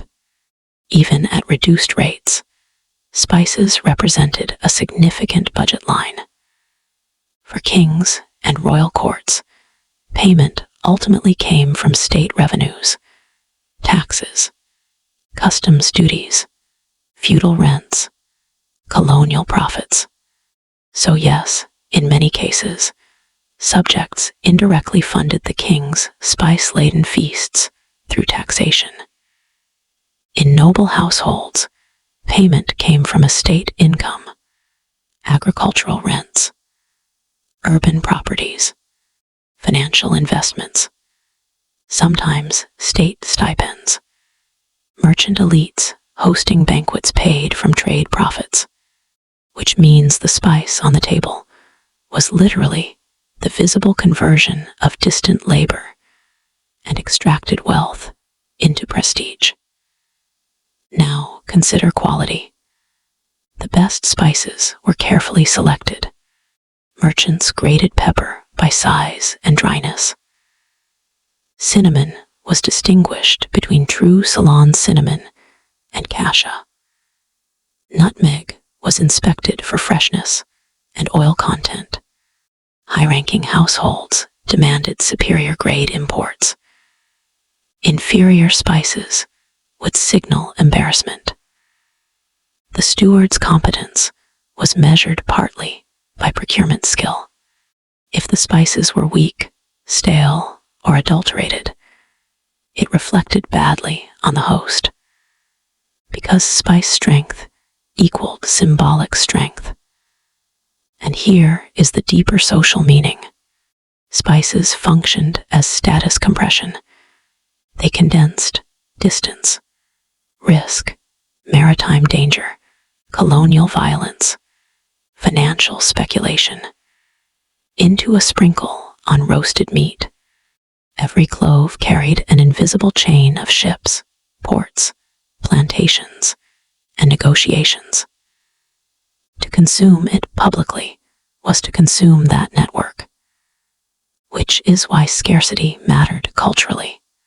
If pepper became abundant and cheap, its symbolic power would decline.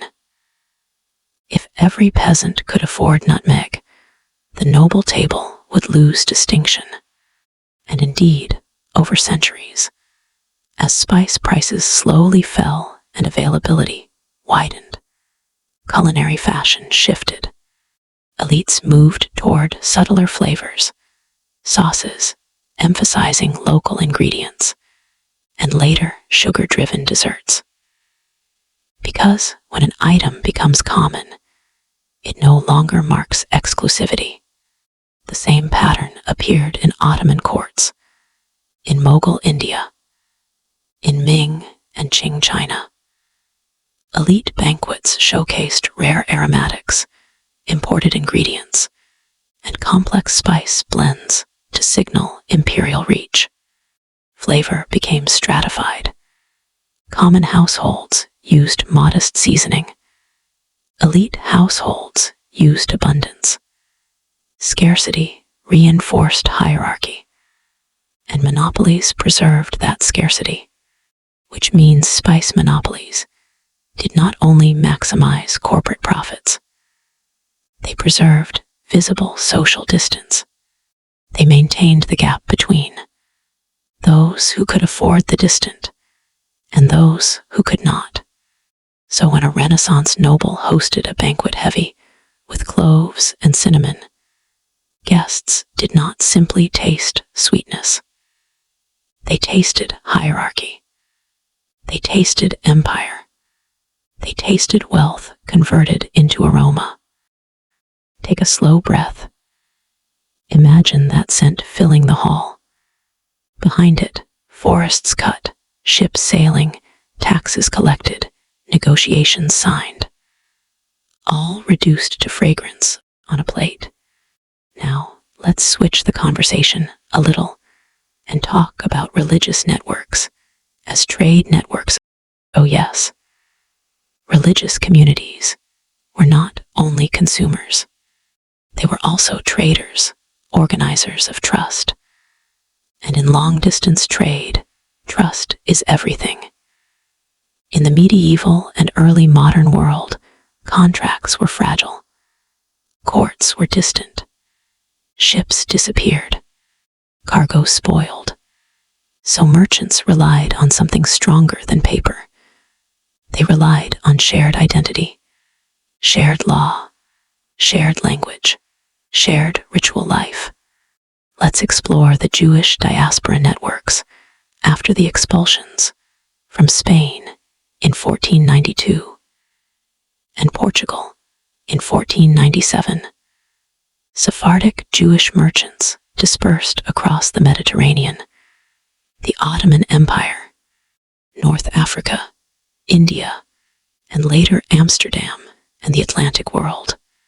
They carried with them commercial knowledge, linguistic skills, family credit networks. Synagogues were not only places of worship, they were nodes of information exchange, places where letters were read, where reputations were evaluated, where disputes could be resolved under Jewish legal frameworks. From Cochin in India to Amsterdam in the Dutch Republic, Jewish merchants participated in pepper, cinnamon, and clove circulation.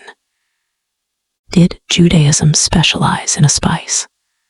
No, but Jewish merchant families became prominent in pepper and spice brokerage in cities like Antwerp and later Amsterdam. Their advantage was not theological monopoly. It was network density. Shared communal trust allowed credit to flow across continents. And yes, religious institutions benefited indirectly. Wealthy merchants funded synagogues, schools, charitable endowments. Spice profits sometimes underwrote religious life. Not because religion commanded spice trade, but because successful merchants supported their communities. Christians were not that different when it came to their spices and rituals. In medieval and early modern Europe, churches and monasteries were large institutional consumers. They purchased spices for incense blends, liturgical wine flavoring, feast day kitchens, medicinal use in infirmaries. Monasteries sometimes operated gardens and apothecaries. Some monastic houses engaged in limited commercial activity. Cathedrals collected tithes, sometimes in coin, sometimes in goods, and wealthy bishops hosted elaborate banquets. So church institutions did not own spices, but they created predictable demand through ritual calendars, purchased through licensed merchants, benefited indirectly when monarchs taxed spice imports, and allocated revenues toward church patronage. Missionary orders, Jesuits in Goa, Macau, and Nagasaki, Dominicans in Manila, Franciscans in the Americas, did something else important. They moved with trade. They observed local cuisines. They transmitted culinary habits back to Europe. They sometimes introduced European spiced desserts to colonial societies, while simultaneously bringing Asian aromatics into European awareness. So Christianity did not specialize in one spice, but Christian expansion accelerated culinary exchange. Cinnamon and cloves moved deeper into European kitchens, partly because Iberian expansion. Intertwined with Catholic missionary activity, expanded maritime routes. What about Islam? Long before Portuguese ships rounded Africa, Muslim merchants connected East Africa, Arabia, India, and Southeast Asia. Mosques were centers of community cohesion. Islamic law, particularly commercial law, provided shared rules across ports. Arabic functioned as a trade language across large distances. Pepper and other spices moved through Red Sea and Persian Gulf networks under predominantly Muslim merchant leadership for centuries. Did Islam specialize in pepper? Not doctrinally, but Muslim traders were dominant intermediaries in Indian Ocean spice routes prior to European intervention. Mosques did not tax spices directly as religious institutions in the way states taxed trade. But Muslim rulers did levy customs duties, and religious charitable systems, such as waqf endowments, were sometimes funded by merchant wealth that included spice profits. Again, the religion itself did not monopolize spice, but its legal and social infrastructure facilitated trade. Did religions introduce spices to one another? Indirectly, yes. When Muslim merchants traded pepper into Mediterranean markets, Christian Europe incorporated it more deeply into cuisine. When Jewish merchants connected Ottoman, Indian, and Dutch networks, they helped stabilize spice flow into Northern Europe. When Portuguese missionaries established posts in Goa and Macau, they transmitted Asian culinary elements westward. When Islamic expansion moved across Southeast Asia, it intersected with clove and nutmeg-producing regions, embedding spices into Islamic festival cuisines. Religions moved with merchants. Merchants moved with religion. Transmission was braided, not owned. There were also debates about moral tension and wealth. Luxury goods, including spices, raised moral questions in Christian Europe. Clerics sometimes warned against excess. Some reformers criticized elite indulgence in foreign luxuries. In Islamic contexts, jurists debated fair pricing and ethical commerce. In Jewish law, trade was permitted, but constrained by rules around fraud, usury, and honesty. Spice wealth forced communities to confront moral questions. Is luxury compatible with piety? Can profit coexist with humility? Does global trade erode discipline? These debates shaped how spices were consumed, not banned, but morally framed. Now, let's step forward to the present, to the legacy we inherit from spices. Many of the spices we use today became normalized in global cuisine through centuries of religiously braided networks. Cinnamon in European pastries, cloves in holiday baking, pepper as a universal seasoning, cardamom in Scandinavian breads, a result of long trade diffusion. Spiced rice dishes across Muslim-majority regions shaped by Indian Ocean exchange. Sweet-spiced Christmas traditions in Europe tied to medieval Christian feast culture. We still inhale cloves at the end of Shabbat. We still burn incense in churches. We still flavor Eid dishes with cardamom and cinnamon. We still season food globally with pepper, once the backbone of Islamic and later European trade routes. The reason these spices feel normal today is because religion helped anchor them into ritual life.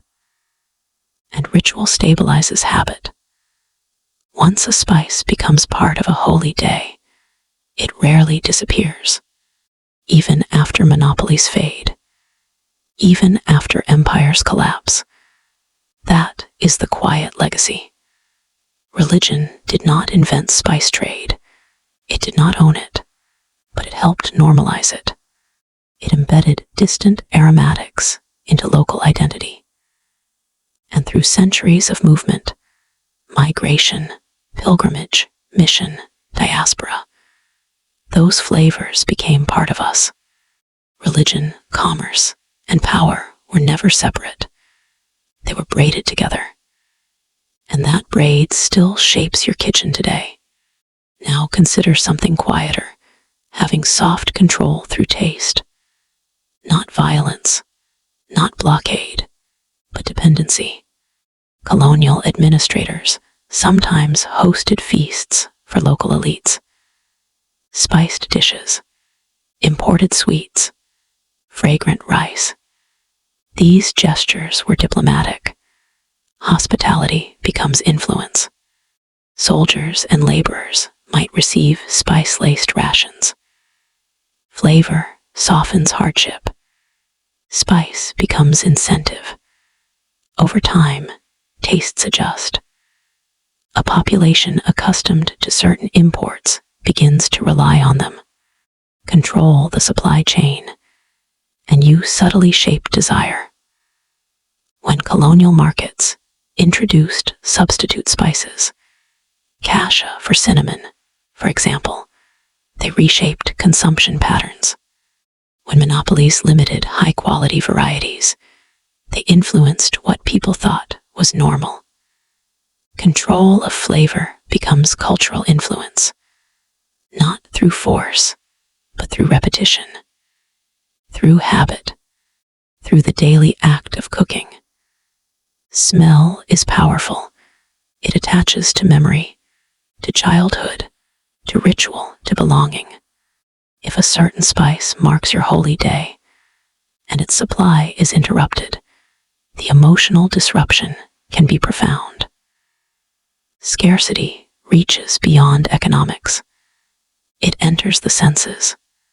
In this way, control of spice supply became environmental control. It shaped what markets smelled like, what kitchens tasted like, what religious spaces inhaled. It is subtle, but it is real. By this stage in our journey, we have seen violence in Banda, forced labor in Sri Lanka, tree destruction in the Moluccas, scarcity engineered in Lisbon and Amsterdam. This chapter adds something different. It shows that empire does not only operate at the level of canon and charter, it also operates at the level of appetite, of ritual, of the dinner table. When spices are scarce by design, who eats richly and who does not becomes structured by power. When access to flavor aligns with access to status, taste itself becomes political. Take a slow breath. Notice the quiet weight of that idea. In the next chapter, we bring everything together.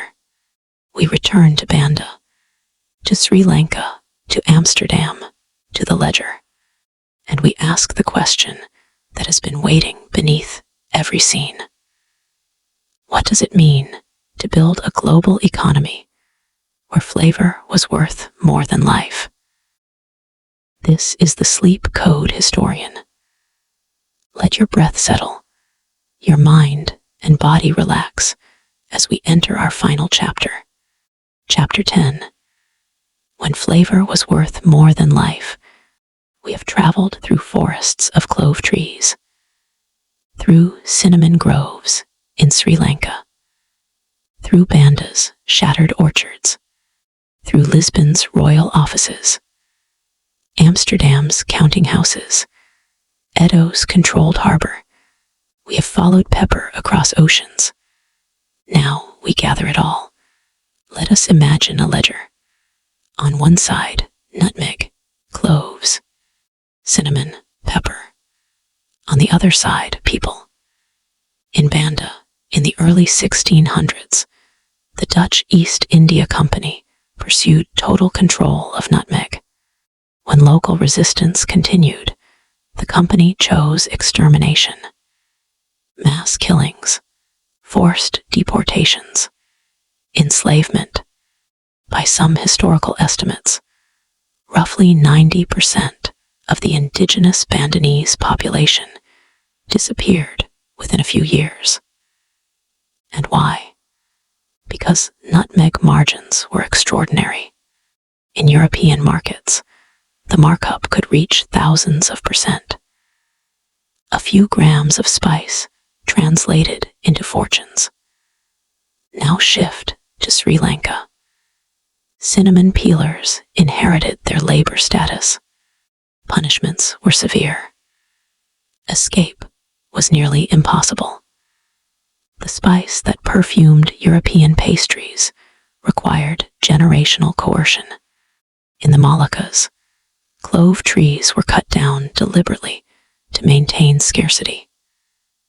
Production was reduced not because nature failed, but because monopoly demanded tight control. And in Amsterdam, shareholders collected dividends. In Lisbon, royal treasuries swelled. In London, investors speculated. There was distance, and distance allowed abstraction. The ledger did not show bodies. It showed price, and the market chose price. How could this persist? Part of the answer is diffusion of responsibility. Joint stock corporations fragmented moral weight. A shareholder in Amsterdam owned a fraction of a ship, a fraction of a plantation, a fraction of a violent enforcement system, enough to receive profit, not enough to feel personally accountable. Royal officials signed decrees. Captains executed them. Local intermediaries enforced them. Responsibility dispersed like spice dust in air, and distance insulated conscience. The consumer in Europe tasted sweetness. The peeler in Sri Lanka felt the blade. They never met. Markets are powerful at separating cause from effect. And spices were among the earliest global commodities to demonstrate that separation at planetary scale. But this story is not one of pure helplessness. Asian kingdoms resisted. Malabar merchants rerouted pepper around Portuguese controls. Makassar became a hub of smuggling. Sri Lankan kings negotiated and maneuvered. Japanese authorities sealed and filtered trade. Chinese maritime networks adapted under restriction. The Spice Age was contested, not inevitable, not smooth. Yet the structural forces of monopoly and military power often overwhelmed local systems, not because spices were inherently violent, but because scarcity attached to them created extraordinary incentives. And incentives change behavior. By the 19th century, spices lost their monopoly grip, but the template remained. A resource becomes rare. Demand surges. Power concentrates. Violence follows. Later, rubber in the Congo, oil in the Middle East, lithium in South America, rare earths in strategic zones. The object changes. The logic persists. Spices were not the last case. They were the prototype. The first time global supply chains fused corporate charter, military enforcement, financial speculation, biological control, cultural prestige, into one system. And yet today, you reach into your kitchen cabinet. Cinnamon is affordable. Pepper is common. Nutmeg costs little. The aroma feels harmless, ordinary, which makes the past almost impossible to imagine. That is perhaps the strangest part. Spices that once justified massacres now sit quietly beside salt. The violence has faded from the scent, but the system that once elevated them still shapes the modern world. We still build monopolies. We still centralize supply chains. We still calculate margin against human cost. Only the commodities have changed. This story is not about guilt. It is about awareness. Spices reveal something fundamental about human systems. When desire meets scarcity and power meets opportunity, moral lines bend. Not always visibly, not always immediately, but gradually, until the extraordinary becomes normalized, until flavor outweighs life. The spice roots remind us that global trade is never neutral. It carries ethics with it. Embedded in every shipment are choices. Who profits? Who labors? Who suffers? Who consumes? Take a slow breath. Imagine the scent of clove. Now imagine the forest it once came from, the hands that harvested it, the contracts that transported it, the ships that guarded it. History lingers in small things. The spice roots were not only about flavor, they were about power, violence, monopoly, and the human capacity to transform desire into empire. And now, centuries later, the storms are quiet. The fleets have dissolved into history. The charters are dust. The orchards have grown back in places where they were once cut down. But the pattern remains. Imagine a single clove, small, dark, weightless in the palm. It once traveled farther than most people of its age ever would. It crossed oceans under armed guard. It altered treaties. It funded cannons. It reshaped coastlines. It carried the scent of distant forests and the weight of human ambition.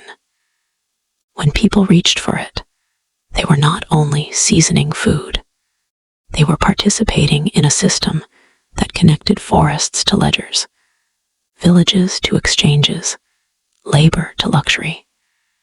The spice was never just spice. It was leverage. It was status.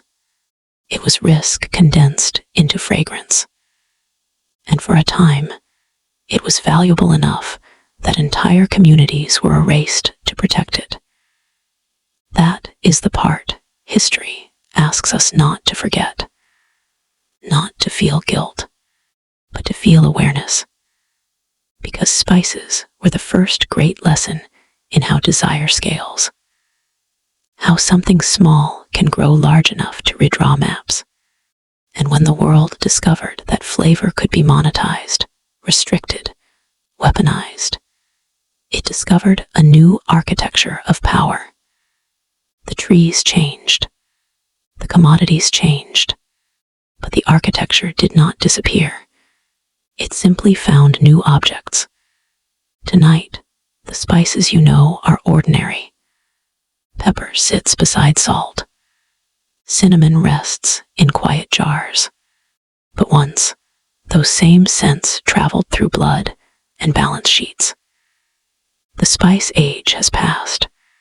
The lesson has not. Take a slow breath in. Notice the faint trace of warmth in the air. Somewhere long ago, that warmth funded an empire. And somewhere today, another small thing is rising in value, traveling through contracts and ships and invisible networks, reshaping lives far from the place where it will be consumed. History lingers in the smallest things. Flavor can move markets. Scarcity can move armies. And what seems light in the hand can be heavy in consequence. This was the story of the spice roots. Flavor, violence, monopoly power, and the long shadow of desire. This has been the Sleep Code Historian. The sea is calm now. The ships are only shadows on the horizon of memory. Clove and cinnamon no longer travel by cannon and storm, only by scent. The forests breathe again. The ledgers grow quiet. What once stirred empires now rests gently in your hands. Close your eyes. Let the maps melt into starlight. Let the winds carry the last traces of spice into the dark. The world is softer here, quieter, warmer. If you found rest in these stories and wish to wander further through calm histories, you can follow the journey, like, subscribe, and ring the bell so the next quiet voyage finds you. Until then, thanks for spending your night with me. Good night.